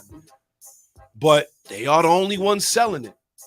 And you know what happens when you got the monopoly on the block? I raise the rent. Period. End of story. So you know what it is. They sitting back like this. They want your bread. Someone's gonna go. I don't think everybody's gonna go though. Yeah, I think everybody's gonna go. I think that at the end of the day, you're gonna have a lot of people that's gonna buy in who they like whatever. And now that we talking about prices, and see, this is what I mean. Is it stress or is it more stress or more satisfaction? We talking about prices now. Now, this is very interesting because when I came across this, I actually did a reel on it. Don't forget, if you see the reel, don't forget, like the reel, share the reel, drop it in some other places, let people know what we're doing. It says here, the Dodge Charger prices are up almost $20,000 over what they cost before. Now this is a problem. Now you figure they talking about, for the most part, the 2024 Dodge Charger Daytona First Edition, all-wheel drive, and the RT and the all-wheel drive Scat Pack. The Daytona is going to be $68,000. $68,000 for the Scat Pack. No, the Scat Pack is going to be $82,000. Oh, it's a Hellcat. No, that is not a Hellcat. So how much is the Hellcat? That's it. Done, right? Hellcat is done. But that was the Hellcat price, though. That was to tell you the truth, the Hellcat price was $70,000. But this is what I mean. It's like, I don't know. Like, I don't know, kid. I'm gonna tell you this. At the end of the day, they want this much money. It's like, what are you paying for exactly? Like, you mean to tell me you was able to successfully yank the engine transmission out and you want me to pay more? What is the point? And then they had the nerve, right, to go, well, you know what? It's that much more powerful. And bruh, who wants this? Shout to Dr. Phil. He said, I'm good. I'll go get that Blackwing on 6-speed Z4 instead. That's a fact. And this is a screenshot from the dealer. $82,000 for, how do they expect to sell this thing? And it's ugly. I mean, you know, they hoping. It's okay, because some people gonna go. We know that. Some people gonna go. That's crazy, son. There's no way. Yo, there's one thing I cannot have is an ugly car, bro. Matter of fact, let me take that back, because I have had some hoopties. Yeah. But I can't have a brand new ugly car. And I don't care what nobody says. A brand new ugly car. Come on, son. This thing ugly, bro. But this is what I'm talking about, though. People are into stuff like that now. That's where it's at. That's where it's at. Come on, son. Yo, the next level up 2024 Dodge Chargers Daytona Scat Pack is gonna cost $82,000. That's before all other taxes, destination charges. This the electric one? Yes. Oh snap! Yeah, well, they're going for it. They going for it. Goonie goon goon. They like this. I'm good. I don't understand, son. I don't see what the market is, and I don't see what they're gonna do with these things. It's gonna be very interesting, man. It's gonna be very interesting. I'm telling you, son, a market is gonna appear out of nowhere. Just like a market appear out of nowhere for those Teslas, right? Those markets gonna appear out of nowhere for those Ferraris. It's gonna, son, that's where it's gonna be, B. Well, that's where it's gonna go. You know what appeared out of nowhere? What's that? A cloud of smoke. Damn. You know how that happened? Mercedes-Benz EV EQS blows up in a parking garage, sending 23 people to the hospital. Did you hear what I said? A lot of people. That's a lot of people. It's a good amount. 23. 23. It was more than that. It did a lot of damage. Damn. This is how many crazy. blew up? One, you said, or two? Just one. Just one. Mercedes-Benz EV explodes in the parking lot garage, sending 23 to the hospital. A Mercedes-Benz EQE sedan caught fire in a parking garage in South Korea. The fire damaged 140 cars and forced the evacuation of 100 people. The cause of the fire has not been determined and is still under investigation. However, in the video, you do see the smoke and fire coming from the car. So a Mercedes-Benz EQE that was parked in the garage and during a luncheon in South Korea burst into flames recently with no apparent cause. The vehicle was not charging at the time that it caught fire. The resulting blaze forced an evacuation of the building and sent over 20 people to the hospital due to smoke inhalation. The fire was caught in its early stages on a CCTV camera inside the garage. It initially looked like white smoke creeping from under the car and gradually flowing around the other vehicles parked on the other side of the EQE. The trickle of smoke quickly grew to engulf the vehicle before the explosion. According to Inside EVs, the fire damaged a total of 140 cars in the garage, with at least 70 suffering significant damage from the incident. This is crazy. Shout to Dr. Phil. He said at this point, the mob don't need car bombs no more. You want to get somebody, buy a brand new EV. That is hilarious, but it's true. It's true. That is hilarious. Right? That is real. That is real. Like, I mean, I guess we do know what the problem is. They say it's seen it come from underneath. There ain't no fuel right there. That's a fact. What do we got running down there? We are, and you know what? You know, everybody that listens to Rally Radio already know. You already know. And they said that at the end of the day, it was so strong that when it blew up, it damaged 104. Think about that. You in a parking garage. Even if you parked at the top of the roof, you mean to tell me a car that caught fire 2-3 levels down from you damaged 140 cars? I mean, when we think about it, though, right? We're not talking about a regular car catching fire, right?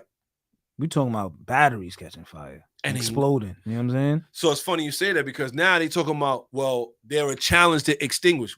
Don't you think we should have got ahead of this first before we even start selling them to people? How you say it? Put the carriage before the horse, or the horse before the carriage? How that saying go? Put the carriage before the horse. We do it all the time. All the time. Yeah, you know what? Let's fix this after these things done blew up 900 times. Damn. Now we need to come up with a solution. Why not solution it out first? And then you know what? Let's go ahead and do it. So these things could catch fire for numerous reasons. One, it could have had an impact. Yes. Punctured it somewhere. Right. Who knows? It could have been a short in one of the circuits, causing a thermal type of deal to go on, cause extra heat out of nowhere. Right. Due to the wires, touching the way they shouldn't be touching. Overcharging. This battery could have been overcharged tons of times. Who knows? Who knows? But it's new. And that's the thing, it's new.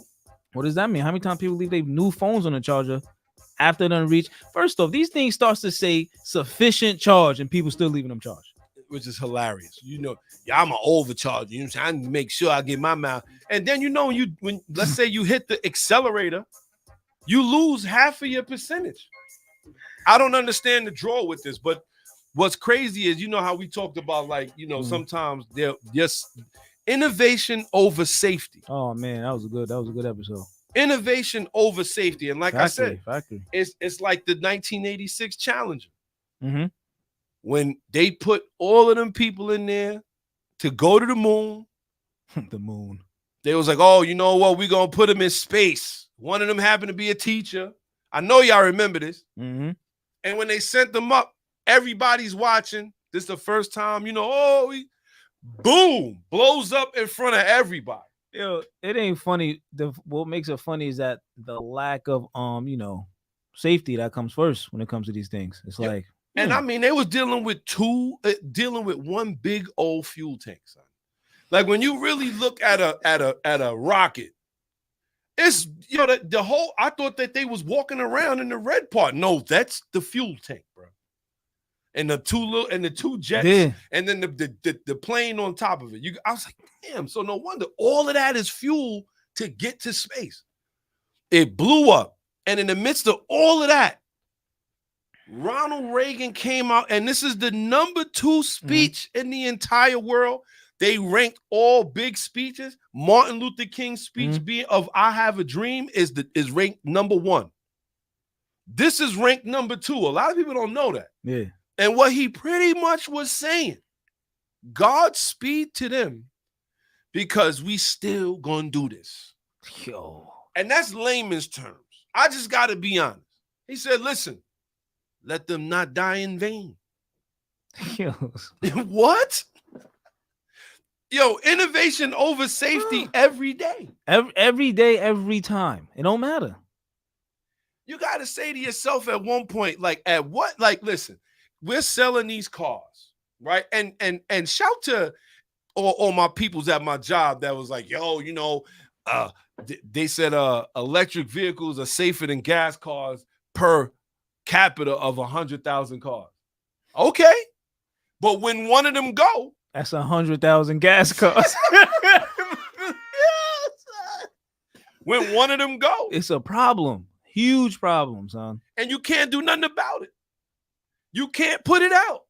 Yo, they said it's a challenge. Yo, just like those 2 guys in Texas, right? Remember they went off that cliff, ran into that tree? Come on. 4 hours and 30,000 gallons of water?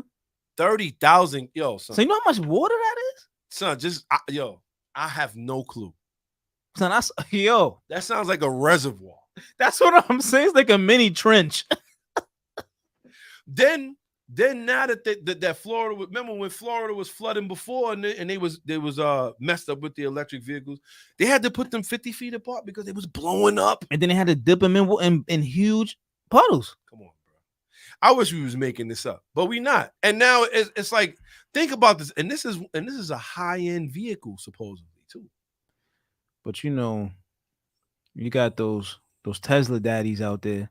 Boy. You know what I'm saying? And they with it. They out there like this. They was like, Elon. I couldn't believe my ears, God. Like, I mean, at the end of the day, don't get me wrong, man. We love autos, but I'll be goddamn. Yo, son, not for nothing, son. Not for nothing, B.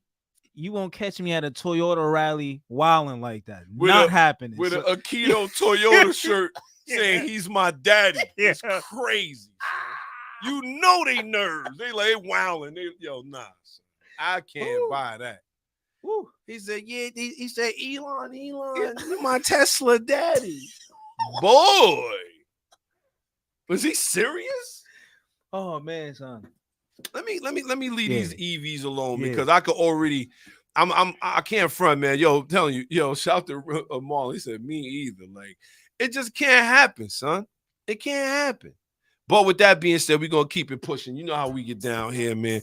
Corvette C7 owners are gonna get their wheel. Now, we talked about this when they first, and even with the C8s as well. Okay. So for the Corvette C7s and C8s, there was a thing about the wheels being cracked.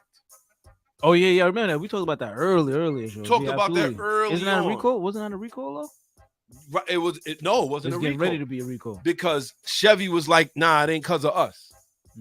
So they've been ducking and dodging, and finally it looks like GM is gonna have to start reimbursing people for their cracked wheels. Many C7 Corvette, Z06, and Grand Sport owners experienced cracked wheels over the years, and now GM is gonna have to pay. This is crazy. Shout out to Shaw. He said our pool is 30,000 gallons.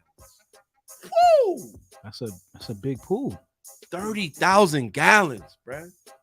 And 4 hours. 4 hours and 30,000 gallons. So what did that entail? And then when they found them, they was unrecognizable. Son, they was in a whole entire oven, bro. Come on, bro. So mad long. And nobody's being held accountable. That's the wildest part about it. It's like that should have been like, yo, this is stop production on this. This can't be this. We gotta stop. Yo, I think the sad, just to revisit that, I think the saddest part about that is that they blame them. Yo, they really did. They was like, yo, no, man, they was driving. This man was in the front. He was in the passenger seat. And when they found them, when they finally put the fire out, one guy was in the passenger seat, one guy was in the back seat. And this is when full self-driving really came into play. Because they was like, oh, well, the car follows the lines in the road. And if there's no lines in the road, then the car won't follow. And that's what they said happened. Oh, they was doing full self-driving. He should have been in the driver's seat. You gotta listen. You gotta tell people that kind of stuff. But here's the thing. That's what they go for though. They like, yo, we're not gonna tell them. Think about it. If you was to tell me the absolute truth, right, you ain't going. No. But my thing is though, right? Why design that, yo? If it has to follow the lines, and we know it's not lines everywhere. Listen, we got geniuses doing stuff like this? Like I'm confused. Like maybe they can't calculate the level of. Nah, you know what it comes down to, and like shout to JOJ, shout to my guy JOJ, because me and him was talking. Shout to my guy DJ JOJ. Don't forget he's here at Bars and Roots Radio, one of the head DJs here. Pause. You know what I mean? He's one of the leading DJs here. Yeah. But at the end of the day, he put up a video. He got in a Waymo taxi the other day in Arizona. Say, yo, son, it's fire. I was like, fire's right. Fire's right. You keep playing with that thing. You understand? I was like, yo, I'm not messing with it. I don't know, yo, what's the draw? Yo, again, it's just like, what's a good example, man? Like, again, it's just like with everything, right? Right? It's like, oh, yo, it's new. It's a novelty. Yeah. Yo, I gotta try it. Ugh. What? Nah, B. I think sometimes, like, and people could talk all day about motorcycles all day long. Go ahead, but right. I'll take my chances with that. Then I decide to get into one of these ovens. You know what I'm saying? Yo, I'm good. That's just my take on that. Like, there's no way. Yo, even one of my coworkers, he got in a Waymo. He was in San Francisco. I was like, bruh, he was geeking. What, he was like, yo, you wouldn't believe it. He said, yo, it drives. It said it even goes around slow cars. Yo, it's like, bro, you sound like Goofy. Yo, like, nah, that's my guy, man. That's my side hurt, son. But he was so excited. He was like, yo, he said, yo, the Waymo, man, I'm telling you, man, it's the wave of the future. I was like, bro. I said, but if somebody walk by and just put a cone on it, it disables the whole car. You stuck. Damn. He was like, oh, why would they do that? I was like, bro. I said, you know what? That means you're not listening to Rally Radio. Because if you listen to Rally Radio, you wouldn't be getting them things. Shout to JOJ. We got to reconvert him because him getting in the Waymo is like, nah. You got to be careful with that stuff. And for those that don't know what I'm talking about, the Waymos are the self-driving taxis. Listen. Didn't they pull over when they seen fog? My bad for cutting you yes. off. They wasn't seeing fog. They was like, nah, we done. Yeah. Pulled over when they saw fog caused a 5-hour traffic jam. And then they ran over a lady. They didn't realize she was right there and it stopped on top of her, right? Then Yep. How about it ran over the dog? Ran over Fido. Damn, son. Lassie. Yo, was running around out there. Yo, you remember Norbit when she ran over the dog? Yes. She said, there you go. How are you doing?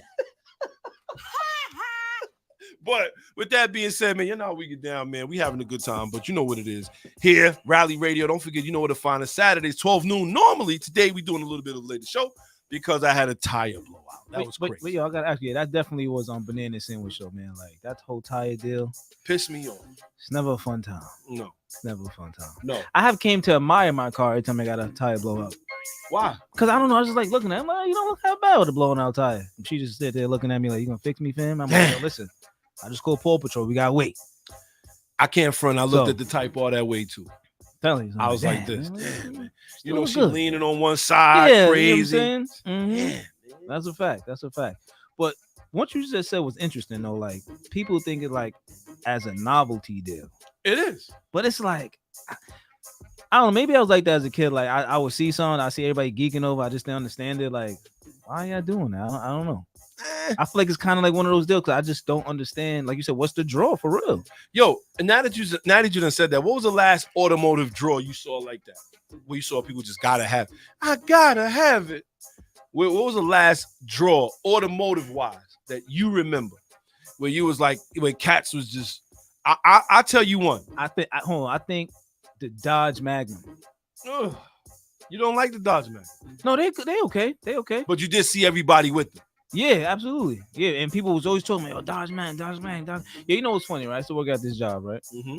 And when the technician was like, "Yo, you know why Dodge made that, right?" I was like, "No, why?" He's like, "Yo, they made it for the black people." I was like, "Really? What is that supposed to mean?" I don't know. So he spun me with that. I was like, "Really? Where'd you come up with that?"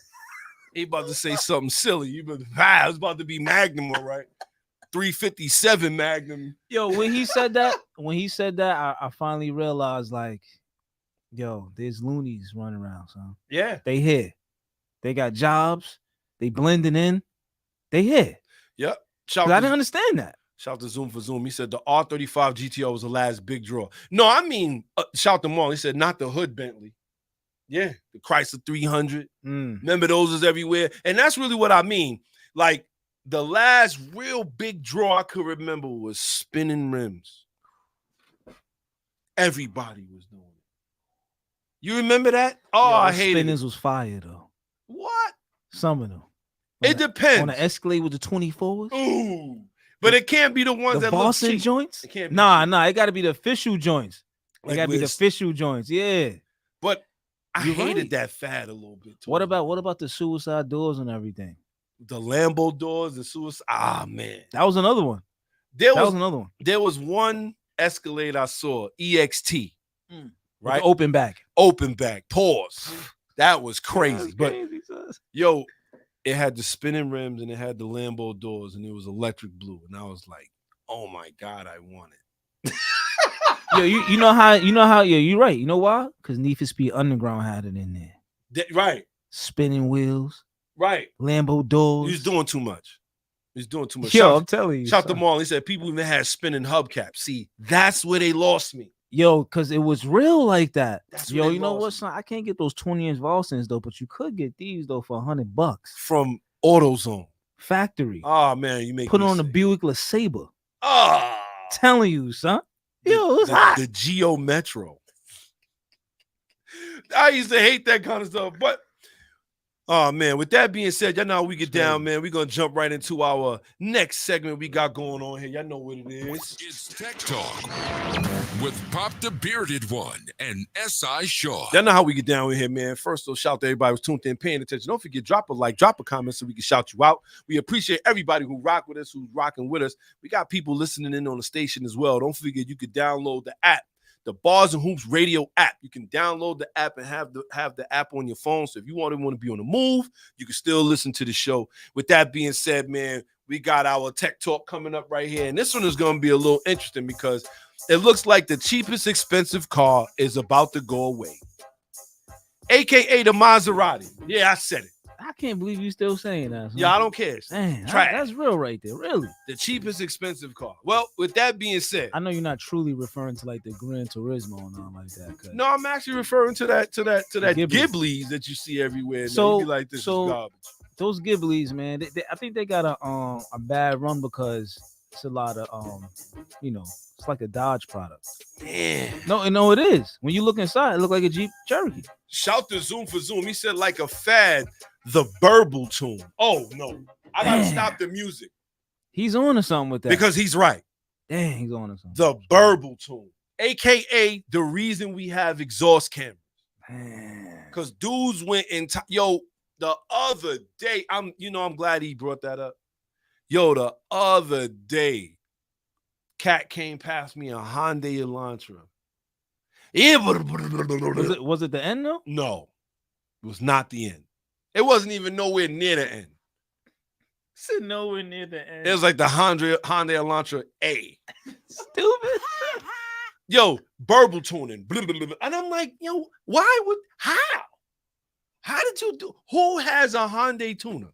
Who? You stupid. First off, I can't even believe whoever did that allowed them to. How'd you take their money for that, kid? Took their bread with no problem. It's funny you say that though, because when I got here, I'm waiting for you, right? Yes. So it was this red car that went across Jericho Turnpike, right? Burbling, acting crazy. I managed to glimpse a little bit. I'm like, okay, like a red Audi, right? Right. Why he comes around the block, and I'm just looking at it like, oh, why? He did it. Why did he do it? The burble tune. It wasn't even like a S4 or nothing like that. And my thing is, what I think cats misunderstand with this burble tune is that when you really think about a misfiring system, they use it in rally, right? To keep the turbo going, keep the lag shortened, right?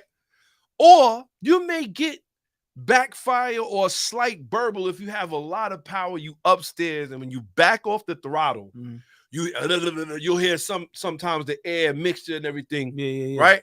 But for you to do it when you take off from a green light, that's hoopty. 20 miles an hour. You take off from a green light, and all I hear is, I'm like, I remember my mother's Pinto doing that. And they called it a hoopty then. Needed a tune-up, B. Come on. And you know what? Again, I remember it was a time where you only really heard that when the car was serious. That was it. Or if the car was dieseling. You ever heard a car diesel before? No. So shout to my mom. She used to have like all these, like, she had a 65 Mustang. She had a Pontiac Firebird. But there's a point where you turn the car off and it sounds like a truck. You would turn them cars because of the I don't know if it was the carburetor. I don't know what it was. I was a kid then. And I never really researched it because you don't really hear about this anymore. But it was diesel. It was like when it was off. No, when you go to turn it off, it would diesel like really? Yeah, it would make a lot of noise. I never even heard of that term. Dieseling. It's funny, man. I spent some time around some old mechanics, man. You know how that goes. You know what I'm saying? Like, but I've heard these things. I remember my mother taking it to the shop for that. Really? So it wasn't even supposed to do that, you're saying? No, it's like, when you turn the car off, it's just off. Yeah. This one you turn it off and it would sound like, when you start up a truck. Yeah. And you hear that before, it would sound like that when you turn it off. Man, I believe it has something to do with the carburetor. Probably. Because now we don't have no more carbureted cars out here. So, which is probably, you don't hear about it too much anymore. But I'm going to tell you, man, burble tune. Yeah.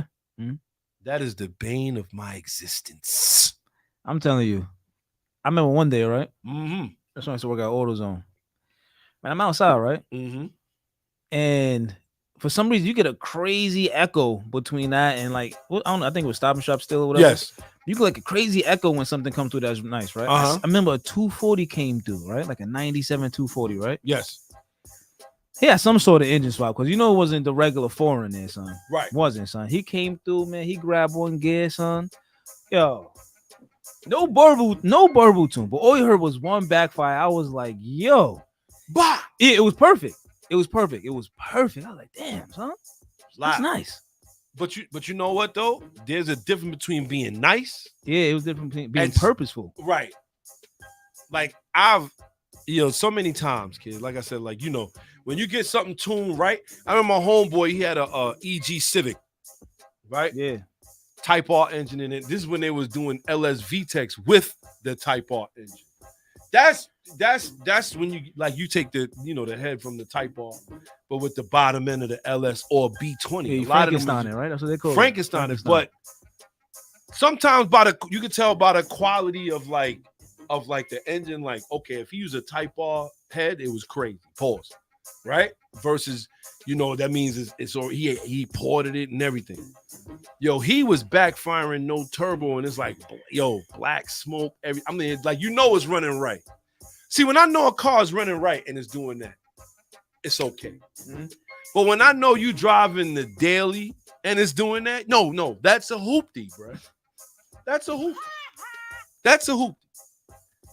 That's a hoopty. Man, ain't no way around it. And you know what else is hooptying out right now? That? This Maserati Quattropole grand finale that they're gonna be coming out now. This Maserati is the grand finale. It's gonna be the last Maserati to pack a V8. And I say this: pack up the V8 already. Damn. Sorry, let it go. All right, so I need to know if you're aware that like even the Gran Turismo's had a Ferrari derived V8 in it. Did you? Don't. This one does. They don't. So what? Oh man, I gotta look at it and see where this one is from. There, that's interesting. This one, unfortunately, is not that. However, it looks like Maserati is working on a GT2 car. Yeah, and it's only for the rich. Of course, it's only for the rich. Shout to Dr. Phil. He said, "Y'all just summed up modern car culture in a nutshell. Everybody wants the attention that comes with a serious car. Nobody wants to actually build it. Wow, could we really build on that comment right there?" Nah, he's 100% right. He's 100% right.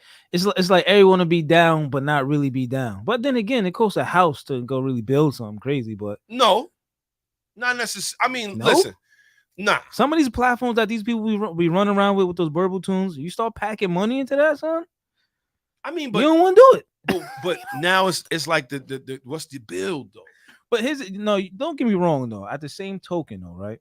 At the same token, you can still do a little bit of things and be able to get on by perfectly fine. Yes. As far as that burble thing is considered, man, like, I don't get the draw to it neither. Like, but I don't know, man. Maybe you could build on it because I don't know. Man. I would say this for the most part, when it comes down to like building a car, like, when you really build a car, and I'm not gonna sit here and say I've fully built anything. You feel what I'm saying? I've added parts. But when you come down to a full build, everybody know your car's serious. There's not one car I know that's fully built that nobody knows. You know what I mean? Yeah. So when Phil says that, I get it. Because you want all the accolades of having a built car and your car's not built. You feel what I'm saying? Like I said, I seen dudes that took a whole engine out, took it to get machined and all that crazy. Machine, yeah. Polished, had the sleeves in the pistons, rods, all of that, and they making 800 horsepower out of a B series. You know that car is serious. Versus somebody's like, yo, I'm gonna put this cold air intake because it's louder. And that's what I mean. You can't do that. You can't do that and then look at this cat. How you say you can't climb in the ring with the elite because you think you box. Okay, what about cutting off the exhaust though? Come on, the muffler, bro. I mean. Cutting springs. Yeah. Muffler delete. Yeah. It's corny.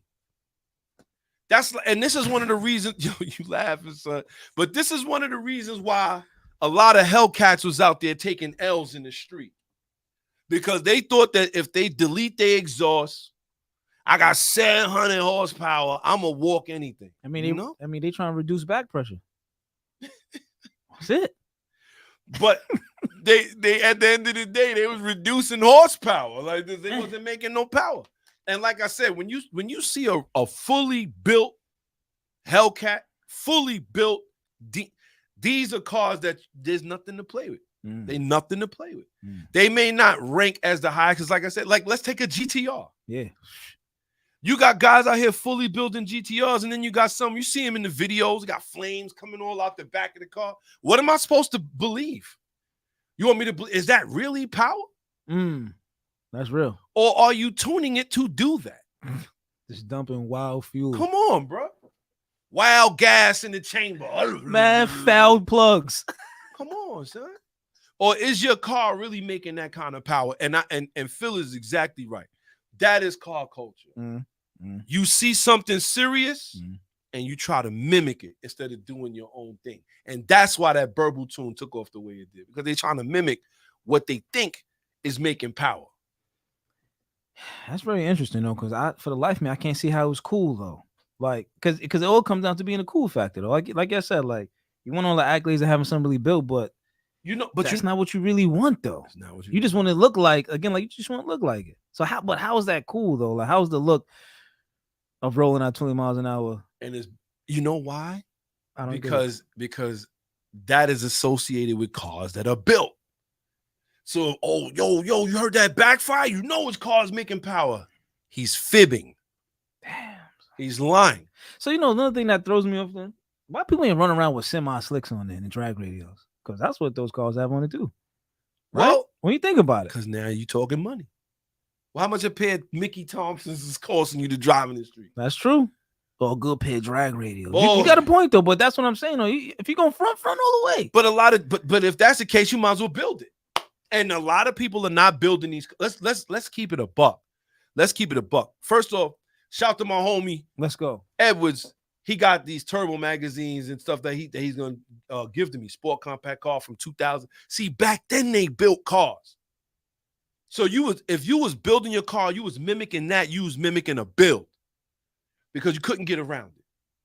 But now when you see this, you don't see no real builds, B. You don't see no real builds. So I miss when the bumpers was off in the front. All you see was the fridge. Yo. Son, I miss that, son. Yo. Like, yo, where's Bump at, B? Ain't nothing but intercooler right there. Me. Yo, son. Me. Joint singing. What's that? Going crazy, son. Woo.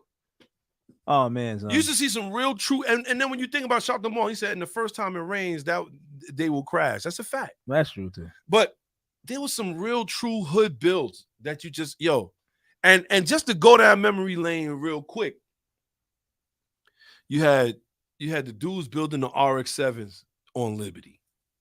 You knew every RX-7 that came out of there was a problem. You had DRT, Drag Racing Technologies, building Hondas. Rest in peace to Booger. Factory. You had all kind of builds in the street. So it's like, it depends on where you was when you went to the races. You could tell who was serious and who wasn't. You feel what I'm saying? Yeah. You would go to the races sometime and you would see, we running back and forth. We got a little headers intake. You know what I'm saying? But then then the dude show up with the swap, with the built swap, with the 3-inch exhaust. Yeah. With the cone hanging out the hood, the intake behind the headlight. Now we talking. You so happen to look over, no interior. No interior. He's purging his nitrous. I love those. I remember Rice lived in South Ozone. Right? It was just, I was young at this time, so everybody was just older than me, right? So they had to be like 17, 18, something like that. This guy, man, he had this white RSX Type S. First time I ever seen one, son. Mind you, the car just came out. Mad work. How? Don't know. Son, I happened to look over, son. No interior. I'm like, what are you doing? He's serious. Then this other dude had a black one, right? Supercharged. One of the first ever supercharged. Like, what? Like, how's he doing that? Drag radios on the front. I'm like, yo. Telling you. Every serious car in the hood, people know whose cars are serious. Yo, son, I was like, whoa. And the thing is, when you really think about it, like now, it's like when you see a lot of these cars now, and then now they auto on top of that. On top of you fronting like you got a build. Fronting out here, Jay Walker's on it today. Out here fronting like you got a build. It got the nerve to be D321. My dude, come on, bro. Yo, I'm gonna drop it in first right now. You like first what? You mean low gear, bro? It's no build. Oh man, son. And this is what I'm saying. So it's like the quality of build now. That and that's what that is. It's a reflection of that. But you know, we could also chalk that up to the manufacturers though, because let's be real, like they putting out cars 300, 350 plus, 400, 400, 700 auto. So when you think about it, like, you know what? Just throw a burble tune on it. You good? They don't know. Trash. Still faster than that Kia though, right? Boy, trash.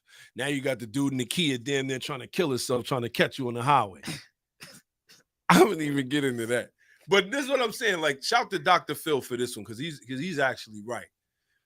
At the end of the day, the build quality that you see now, and it's all a front. And then it goes back to what we were saying. What's the purpose of the car? Mm. And the more you start thinking about the purpose of a car, you like, maybe it's not for me to fully build it. Maybe you do want something you want to drive around. Okay. Maybe you want a bad street car. Mm-hmm. Maybe you want a VIP car. Yeah. But at the end of the day, no front. Whatever it's going to be, no front. Mm-hmm. If you're going to build the car, don't front.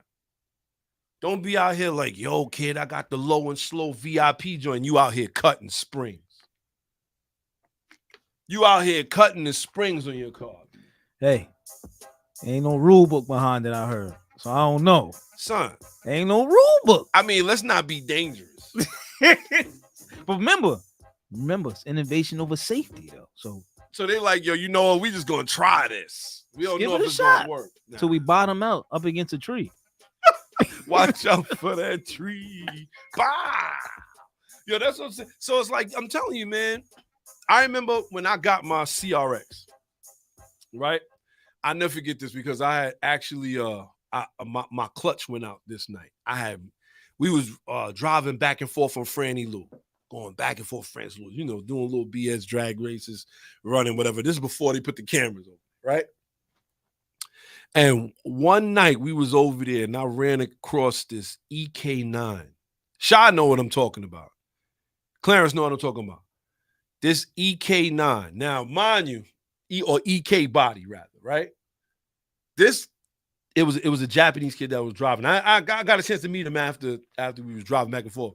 Yeah. He had a whole, when I say build, his car he had the Fields body kit on this. Do you remember that body kit? Yes, I do.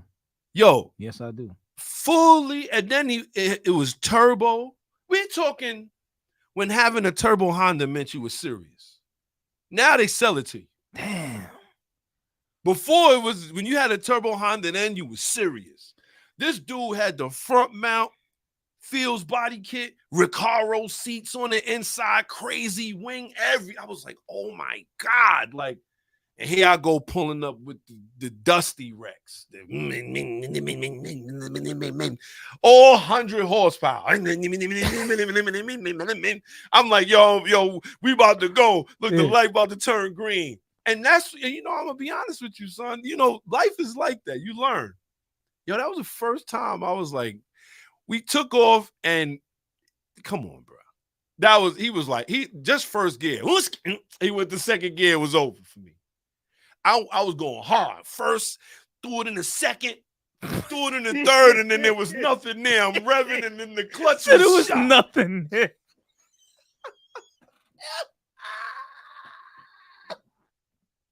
Yo, don't you hate that? So you throw it again, there's nothing behind it. It was nothing behind it. It was no skip. It was like, I was like, uh-oh. I done broke the damn car. Yo. Oh man, so I'm over here cracking up because you know what, son? That's real, son. That's so real, son. Yo, I had this stock DX engine in there, son. 1.5. Damn, son. And I mean, and I'm gonna tell you, son, I was like, yo, it's on, kid. Word, he got the front mount. Yo, it's on. What was I thinking, son? You was ready for the world, B. I was looking for the satisfaction that day. Not stress. Son. That was satisfaction that day.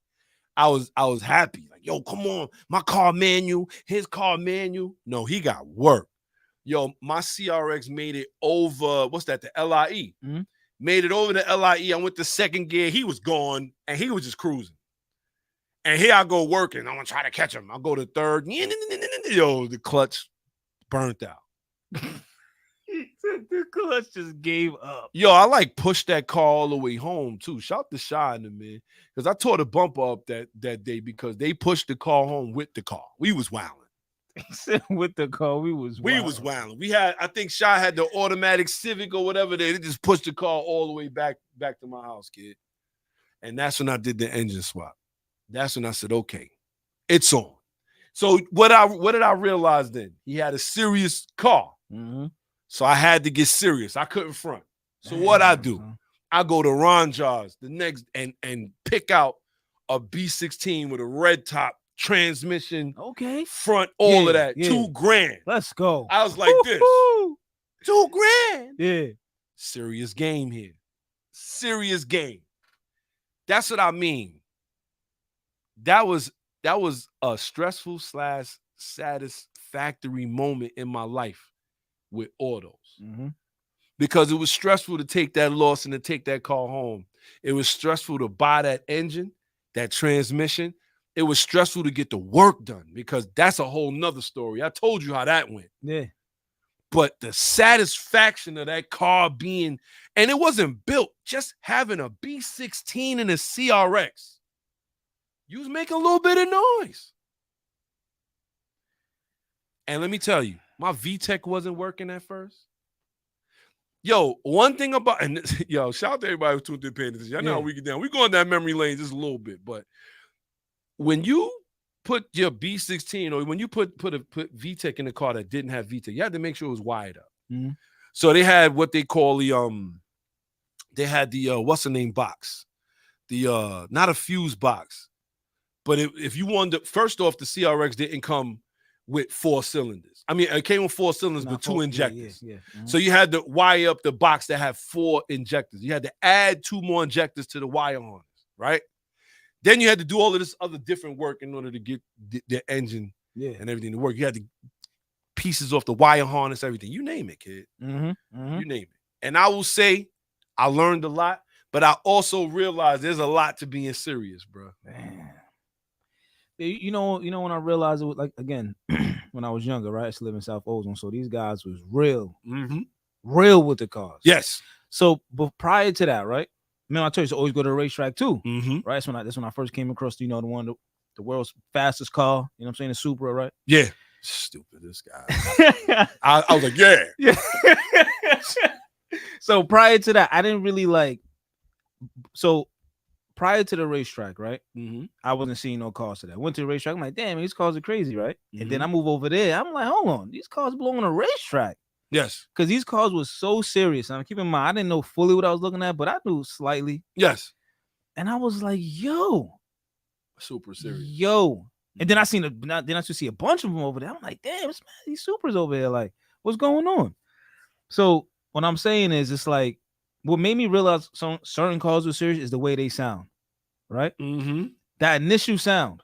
Yes. And you know what I'm talking about. I'm not talking about like you just got an exhaust on there or you got a cam. No. I'm talking about through the whole power band, the whole RPM range. This thing sounds ridiculous, huh? Yeah. And that's when I realized, I was like, yo, this is where I want to be. I'm like, yo, this is where I want to be. If you really want to, I remember my man had an Evo, right? Uh-huh. He had a good fast Evo. He was the only one at the time with carbon doors at the time. It was carbon red doors. It was crazy. It was white? Was it called white? Nah, it was silver. Gray. I remember that silver. One. Mm-hmm. Light silver one, right? Mm-hmm. And I'm like, yo, why you put carbon doors on the back? Wait. He was like, yo, I'm serious.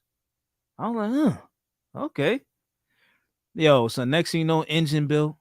That's what I'm saying. I was like, yo. And the crazy part is if you think nobody didn't know that his car was serious, they knew. Yo, when he put the carbon doors on it, that's when people was like, yo, why Shawn got carbon? Because his name was Shawn. Like, why you got carbon doors on it? Because he's serious.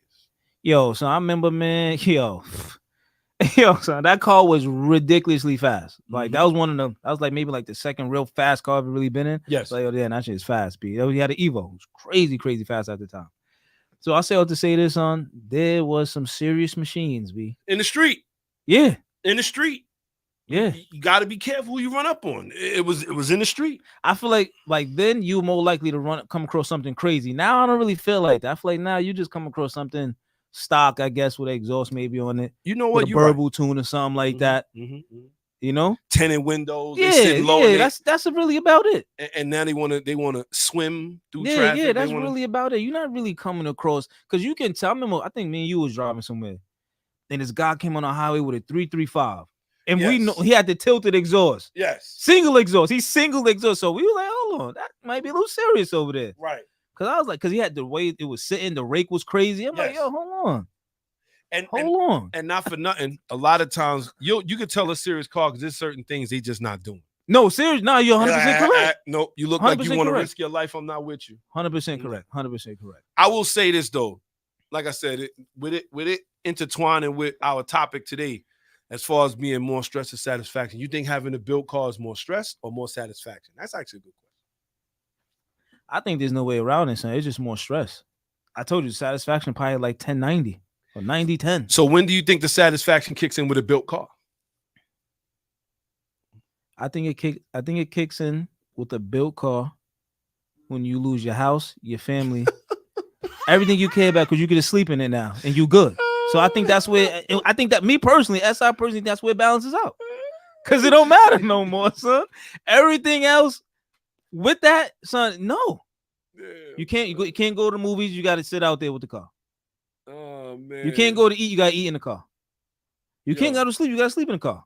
So I'm being completely honest though, on Beta One. I don't know if the satisfaction ever catches up to the stressful part of it. I don't think so. Damn, that it never equates, huh? Not at all, bro. Y'all can answer that in the comments if Not you tuned in. Son. Is it more stress or more satisfaction?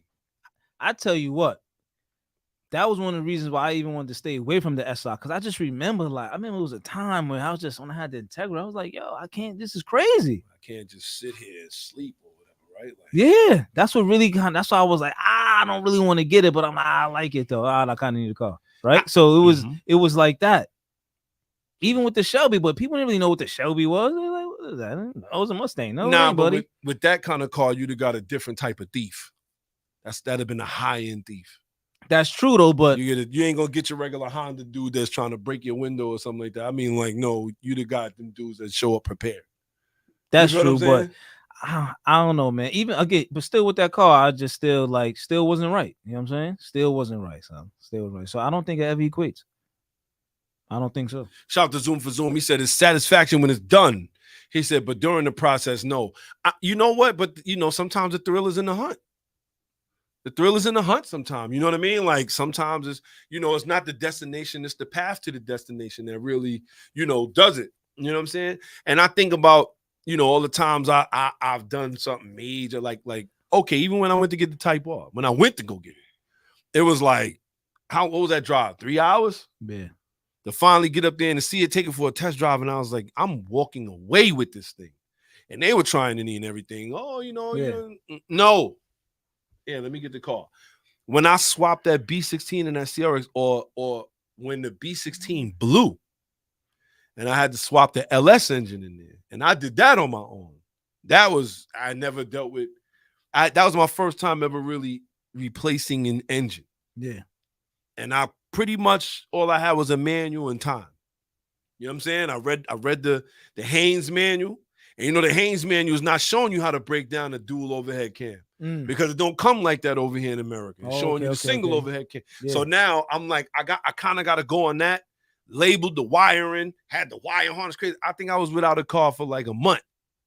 I was working on it on my days off, but I understood it. And you know what? I'm glad I did, because now I totally understand what I'm getting myself into. You understand what I'm saying? Mm-hmm. So it's like, that was my school. You know what I'm saying? So I'm telling you, man, I've had my satisfaction along the way. Yeah. Not necessarily when it's done.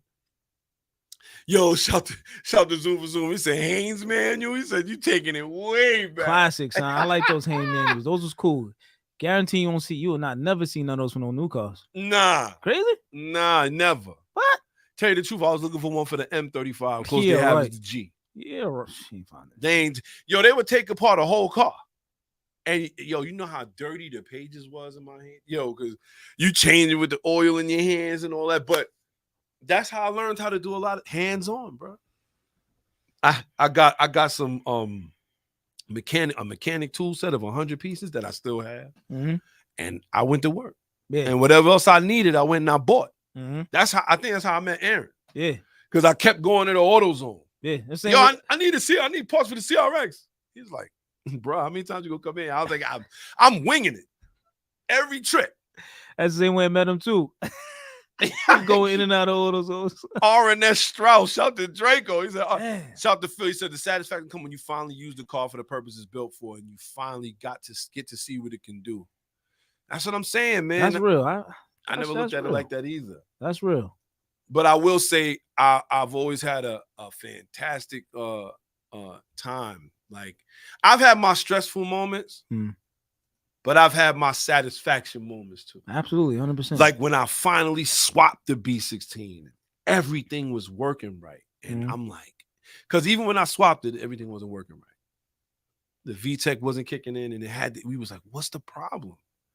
Come to find out, it wasn't wired up right. It's like I said, it's never wired up for that. So once that was working and you heard, like that was my first time really like hearing VTEC, and I was driving the CRX and I'm calm. I'm thinking I'm in like third gear and moving. You hear that open, that I was like, like it's mine, bro. Satisfaction. Satisfaction. Cool. That's cool right there. Suspension. And I was on the way with that with the red CRX. I was on the way. Suspension. I had the bigger Integra XSI brakes in the front. Because the front clip that I bought was actually from an Integra. Yeah. An XSI version in Japan. So the brakes were bigger. B16 manual. Yeah. I had bought a chipped ECU, cold air intake, headers, exhaust. Like I was going. You was looking for that EK or something then? I knew I had way more to go though. I feel like that was your driving force. So I gotta catch him out there. So. Yo, not even. I never seen that car again. Yo, I spoke to him that night. Never seen him again. Sometimes it be like that. I mean, there's many cars I've seen and never seen him again. Never seen him again, man. I gotta say, but satisfaction wise, the moments may be few and far in between. Factory. But they are, especially the older you get. The older you get, you're looking for those moments now. You know what I mean? Because you don't have them as often. You're like, yo, you find yourself working, doing everything for the car, whatever you doing. And then you finally get that one chance to enjoy, you good. You good. Like I said, going through all of that to get the Type R and to take it on the Dragon's Tail, great. Yeah. You can't do that. Shout out to Draco. He said you can't measure the two. They are not equivalent. $2 of stress isn't the same as $2 of satisfaction. Depends on where you at. But you're right. It's always going to be more stress than satisfaction. I think so. I just think simply so. So, but at the end of the day, that means that satisfaction is priceless. Because at the end of the day, you'll gamble it all just to get that minute of satisfaction. Something to That's think real. about. No, that is 100%. Shout out to everybody tuned in, paying attention. You know how we get down, man. Shout out to everybody who's tuning in, who's rocking with us, man. You know, we about to get up out of here. You know what I mean? It's getting a little late. You know how we've been at this all day. Shout out to Draco. He said, man, the first time I cranked over an engine that I replaced myself. That's a fact, too. When I swapped that when I swapped that LS engine, the problem was I didn't have no headers on it or nothing. It was just the engine.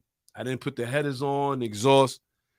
And I remember trying to figure out. So, when you go to turn the key, you would hear the fuel pump prime. So you hear the boop, click. I wasn't getting that. So the car wouldn't start.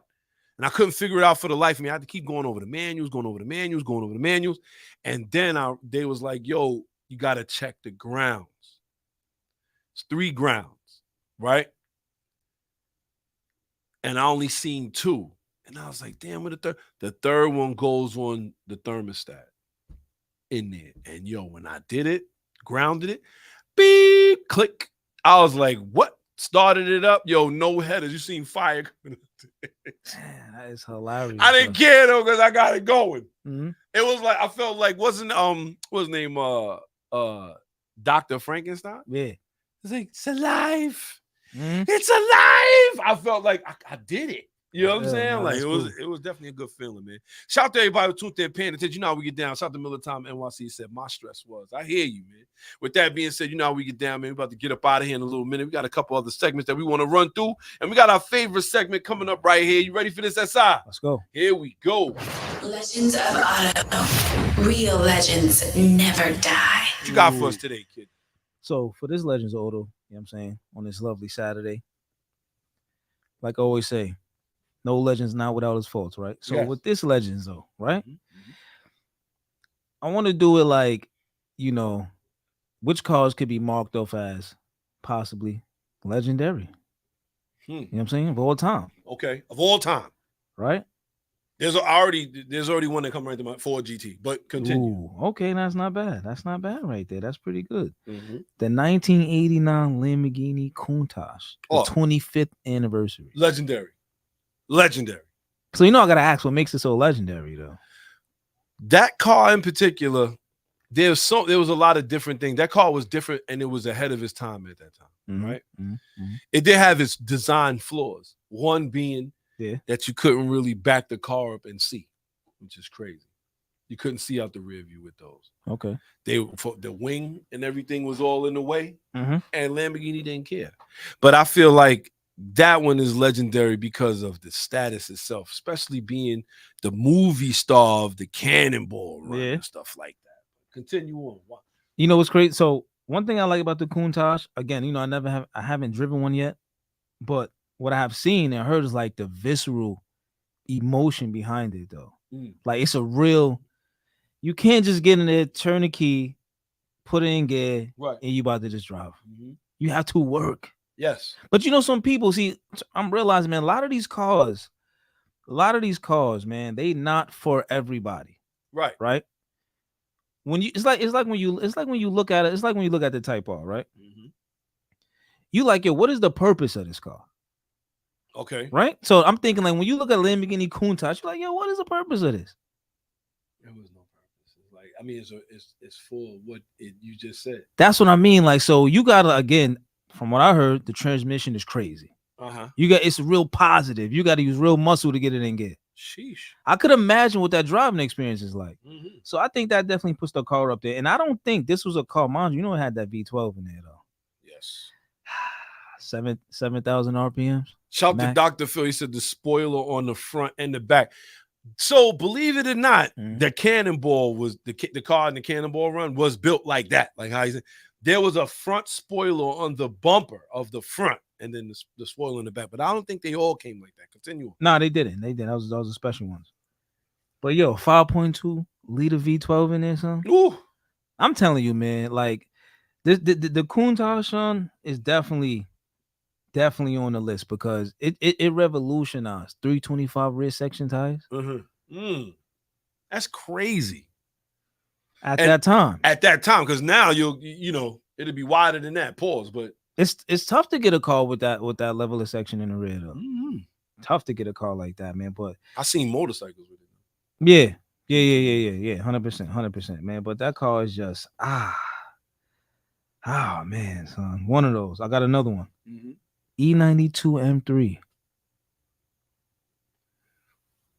I gotta say, that car is legendary. That car, son? It's legendary. It's legendary. I ain't gonna front.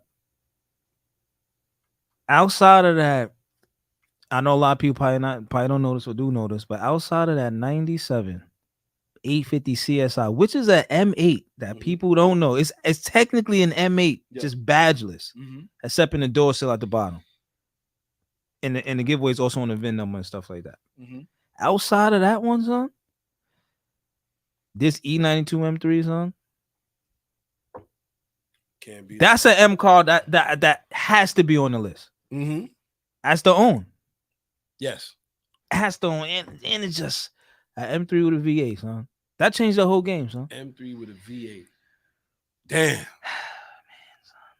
Yo, 8,000 RPM, son. On a V8. Wow. That's it. When you hear that, it's crazy. It's crazy. I'm telling you, man. Like that's definitely one of the cars. And I feel like a lot of these cars, man. Again, like even just with the Countach, do you think the purpose of that car was to be sold? So, honest opinion, when they shout to Philly said, "Don't forget the movie Speed Zone." There was a red Countach in there. I think the Countach was made to just as design, just to show you how ill we could get with the design. I don't know if that's like you know what that's I mean? what I'm saying. That's what I mean about some of these legendary cars, like or cars like all these crazy sports cars that they develop. I don't think, like you said, I think it's just to show like, yo, we could do this. Yeah. I don't really think it's meant to be sold that much. So that was gonna be one of my questions on the show. Like, do you think a lot of these cars failed so-called because they didn't sell because they was trying to sell them, or they just was trying to build them? Like, you know, people in the basement, shirts unbuttoned, tie around their head with the biz. Like, they was like, yo, we about to just build and tune. I think like a lot of cars fell into that category. So they just trying to build them. So And it had nothing to do with selling them. Absolutely not. Absolutely not. Porsche Carrera GT. They didn't care if it sold. They just needed it to sell a certain amount so they could race it. Just like that 850 CSR. They didn't care about selling it. Do you understand that's technically also one of the last cars you could get with a 6-speed V12? You know, had to get rag. Yes. Transmission. And it only came 6-speed. You couldn't get no auto with that V12. It only came with 6-speed. But see, you'll never like who has one of them now? Where are those? I think only 250 ever came to the North America. Right. Only 250. How many you think survived all this time? When you think about that, see, I don't even like thinking where some of these cars at. Oh man, I'm gonna wrap it up with this one. I think this one's pretty hot. The '99 Mitsubishi Pajero Evolution. Wow. Is that an SUV? That's the SUV looking. Yeah, son, with the 4G63 in there. I'm shocked at you. Yeah, how? Because you picked the SUV. So you got some of them that gets a little bit of an exception. It's And this manual. is one of them. Okay, it's manual. Yeah. Built by Mitsubishi. Yeah. When they was in a prime. Yes. Now, would I say that car is legendary? Legendary, son. 4G63. I don't know. Evolution. Don't know if I could give it to an SUV. Don't know if I can. It's really a car. It's really a car. I get you. I get it. Really a car, son. But it's very hard to be like, yo, you know what, that was now. See, legendary to me mean like Holy Grail. Yeah. Holy Grail. Shelby Cobra 427. Oh, you're gonna laugh. I seen a gray one today. I would like to believe it was a rebuild though. Yo, mind you, I wasn't up on it. I was at a light. So I'm at a light and he's going across the light. He stopped. I'm looking at it. Yo, those cars are small. Yes. And now when you put that in perspective with a 4-speed manual with a 427 small block V8 in it, it's like, yo, what the... So I don't know if it was a rebuild or not. I don't know, son. It looked really good, son. Whether it was a rebuild or not, it was there. And if it's like, I never seen one rolling. Yeah. Never seen one rolling until today. I was like, yo, is that a Cobra over there? Listen, 1987 Porsche 911 Turbo. Legendary. Come on, son. I don't know, man. I just want to end y'all right there with the legends on that one. So I think you need to think about that Mitsubishi, son. Ferrari. What? 355. Come on. Legendary. Bernadetta? Come on. Testarossa. Ooh. Those are like when I think legend, like obviously and then even in the JDM world, do you like that Pajero is so who else did that in that world? Who else did something like that? Yeah. Who? I mean, you had a Nissan Stagea, R34 engine in it. Come on. Nissan built that? Yeah. All right, that's crazy. That's what I'm saying. That's like, crazy. It was a wagon with a come on with the RB in it. That's crazy. That's what I'm saying. Like you got that's crazy. You have something that was doing some crazy stuff. That's crazy. But man, did it compete? Because you know that no, this was competing though. It was competing and winning. It was rallying. Yeah, winning. No. It wasn't rallying. No, I've never seen a rallies to Gia. I could be wrong, but I've never seen one. But this is what I mean. Some of these cars, man, like I think what gets me a lot is the purpose that or how far some of these manufacturers once went to prove a point. Yeah. And then they produce something like, yo, wow, they really did that, huh? Like, how they do that? That's what makes them Legends of Auto. Real legends never die. So make some legends, kid. Because at the end of the day, what was the purpose? Probably wasn't no purpose. Probably was one purpose. Literally one purpose. Huh? And whatever that one purpose was, they did. The Pajero is a god in the off-road racing scene. I can believe that. Son. I can believe that. I can believe that. Oh man, like, and I just ask myself, like, where are these whips at now? How many survive? And if they did survive, they're not getting driven at all, son. And I'm not mad at that. I'm not mad at that. I would drive it, but you're not gonna do what they did with it in the meantime. Shout to Zoom for Zoom. He said there's a guy with a white Stagia that I see in Manhattan all the time. It was out there. When we went to Canada, you remember that one that had the dark horse and the white horse on the side? He had the low. That was a Stagia. When we went to Canada, that, for real. When we went to Import Expo in Canada, that was it. Import Fest joint. Nissan rallied the Pulsar. Yes, they did. Yes, they did. And then the Pulsar GTIR. I'm telling you, man. There's some legends out there. With that being said, you know how we get down, man. We are down to our next little bit. You know how we get. Mods, the newest and freshest. Modifications, parts, and fashion. Only on Rally Radio. All right. Anybody looking to buy a racetrack? If you're looking to buy a racetrack, we have some for sale. It looks like. So my thing is with a lot of these these racetracks and stuff, you're starting to see a lot of them go up for sale. And it's like you got to start wondering. It's like are people like not wanting them, or they're just making more money? Is bringing more value because of the taxes on the land? I mean, I think they're being forced to sell it because, like you said, like how much they probably charge them for the land or whatever like that. They probably like this. I want to do it, but it's too wild. Well, I tell you what. And then we don't got nobody racing. No enthusiasts no more. Well, look at this one. This racetrack is in New York. And it's a fixer up at just $3.5 million. Let's get into it a little bit. It has a loop racetrack for like baby NASCAR and a full drag strip. Bathrooms, all of that. $3.5 million. Ain't been used in a long time. It's in Barton, New York. I don't know where that is. I'm going to look it up. But for $3.5 million, could you imagine if we could get something like that and just get that racing going, kid? Popping. It don't look like there's no houses around this thing. There's nothing but trees. Oh, man, that'd be great. But just something to think about, man. Mods, the newest and freshest. Modifications, parts, and fashion. Only on Rally Radio. All right. Now, I told y'all that we was going to have Dodge come on down. And we're going to talk about it today, y'all. So let's get to it. It's the Understeer. What up? Where we like to ask, what the hell were you thinking? So this Understeer right here, we're going to give, and you know I like Dodge. Not now, not no more. Why not? They got that $85,000 Sky Pack with the EV big battery now. Yo, the EV big battery, you crazy. Dodge teases the Charger Daytona EV's virtual engine. I don't know if anybody saw this, but over the week, Dodge released on their Instagram page. Yeah, I was seeing something like that. I was like, you know what, Shawn? I know it's nothing I want to see. Yo, ridiculous. I know it's not. Because they kept popping up. Like, oh man, Dodge Direct Connect is this. Oh, they doing this.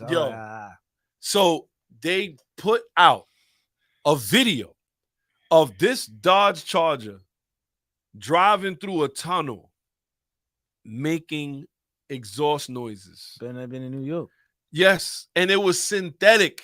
It was like everybody was raving over it. Oh, look how it sounds. It sounds so real. And I'm like, because you tofu eaters. I don't mean the people. I don't mean the people who go out there and kill what they eat. No, I mean you tofu eaters. Yo. They okay with that synthetic noise when you hear the little speak at the end.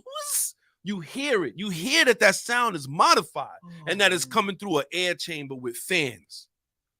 And for that, Dodge gets the understand. I'm gonna tell you why. Because at the end of the day, nobody wants a loud EV. You just broke all the rules. Nobody wants a loud EV. What's the point? Again, we're gonna get down to okay. It's a Dodge EV that makes noise for who? For the owner? They wouldn't have bought it if they wanted noise. Damn. For the people that's out there, they don't want to hear the noise. Because it's fake and it's floundered and it's disgusting. And for that, Dodge. It's the understeer, What up? where we like to ask, what the hell were you thinking? What was they thinking? I just gotta ask you, just look what they building today. Who wants this stuff? No wonder these racetracks is going up for sale. I'm looking at a 93 Lexus LS 400. And I daydream about this car. And that's gonna be another car you're gonna absolutely drive nowhere where you can't just be on top of it. But you know what? I can't help it. It's what it is. Shout out to everybody who's tuned in, paying attention, man. We appreciate everybody who rocked with us, who was out here with the show for us. Thank you. We appreciate. I know we did our show late, definitely a little bit later than we normally do, but at the end of the day, we had people like y'all who rock with us. I 100%. Hope it was a good show to y'all today. Today we're gonna talk about the exhaust notes. Unfortunately, we were not able to make it to the Dragon's Tail this week, and Debbie had a lot to do with that. She wasn't trying to hear it. No. And that was the weirdest hurricane ever. It flew into, it came into Florida, went over the peninsula, and then over into Georgia, South Carolina, North Carolina, coming up towards Boston and PA. No way we was able to get with that. And at the end of the day, if you've ever done the rally, nobody feels like doing the rally like that, like all of that driving just to get there and probably look at the wall, because who knows how the water flows when you're out there in the Smoky Mountains. That's true. You know what I'm saying? Next thing you know, they shut the road down because we don't want to take the chance. So the new date for the Dragon's Tail is going to be October 10th to the 14th. That's Thursday. We come back Sunday or Monday rather. So get in contact if you're trying to go. I'm gonna put it up there in the group. We got to get all of our numbers together and know who's going and who's not, so that when we go for this for the stay, we know who's there and who's not. So I'm putting it out there now. October 10th to the 14th. May even shorten it. Probably go for the Friday to the Monday, or Thursday to the Sunday, something like that. But there's also a lot of other events going on down there, namely classic Hondas on the Dragon. So if you don't like Hondas, we're going to see a couple. And not for nothing, throughout the Dragons, throughout the summer, you could never get away from any event that's happening down there. If it's not one thing, it's another. Ford Mustangs meet up, Alfa Romeos meet up, all of that. But don't forget, October 10th to the 14th, that's what we're shooting for. All right, so if you're with it, or we can modify the dates if everybody that's going, if it works for them. But that weekend in particular. All right. So with that being said, don't forget, you know where to find this man's Rally Radio. Let's go. Shout to everybody who rocked with us. 100%. Shout to Zoom for Zoom. Shout to Marlon, resident Toyota guy. Shout to Jessica Grandy. Shout to my guy Chris, aka Work Harder. Got one of the meanest choppers out here in the streets. Shout to Dr. Phil. Shout to Jessica Grandy. Shout to Miller Time NYC. Shout to everybody that tuned in and rocked with us here today on our later show. So, you got any shout outs you want to give, kid? Again, man, I just want to shout out to everybody who's rocking with us. You know what I'm saying? Keep doing your thing out there. And not for nothing, don't forget to tell a friend, do all that good stuff, man. Don't forget where you can find us at, man. YouTube at Good Boy Rally, Facebook at Good Boy Rally, everywhere, man. Let's go. And not for nothing, yo, shout out to the people who are fixing up these LIEs, these Long Island. Oh, yo, man, shout out to y'all, man. You know what? He wilded out. I don't think no, we ain't mean that one neither. So I don't like none of y'all. Yo, do today better. Wasn't the day. Nah, it wasn't. Do better, yo. Like, y'all gotta do better out here, man. Do better. That's matter of fact, quit. Damn. Just do yourself a favor and quit. He said just quit. Just quit. Cause today I was fit to be tired. I was angry, man. Today, Man, it's crazy. I was on there mad. Killing me with this. I had enough. But with that being said, man, we appreciate everybody for rocking with us. So with that being said, until next week, we are out. He just dropped the whole ball. Nah, I was right there. He did it. He forgot.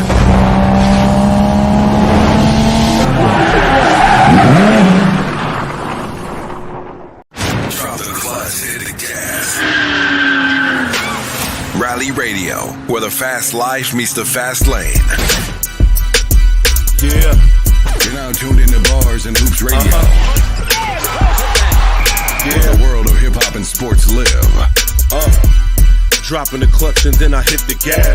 Wheels screeching, tires burning, I'm flying past. Gotta get home quick, don't wanna miss the class. They schooling you on whips and how to make them fast. Talking about everything from cars to planes. What's hot, what's next, and how to flip the game. They talk in my language, we speak the same. That whip talk complex, but yet they keep it plain. From the news, the interviews, they keep it cool. They give reviews, everything from parts to tools. Can't lose, come to whips, they not no fools.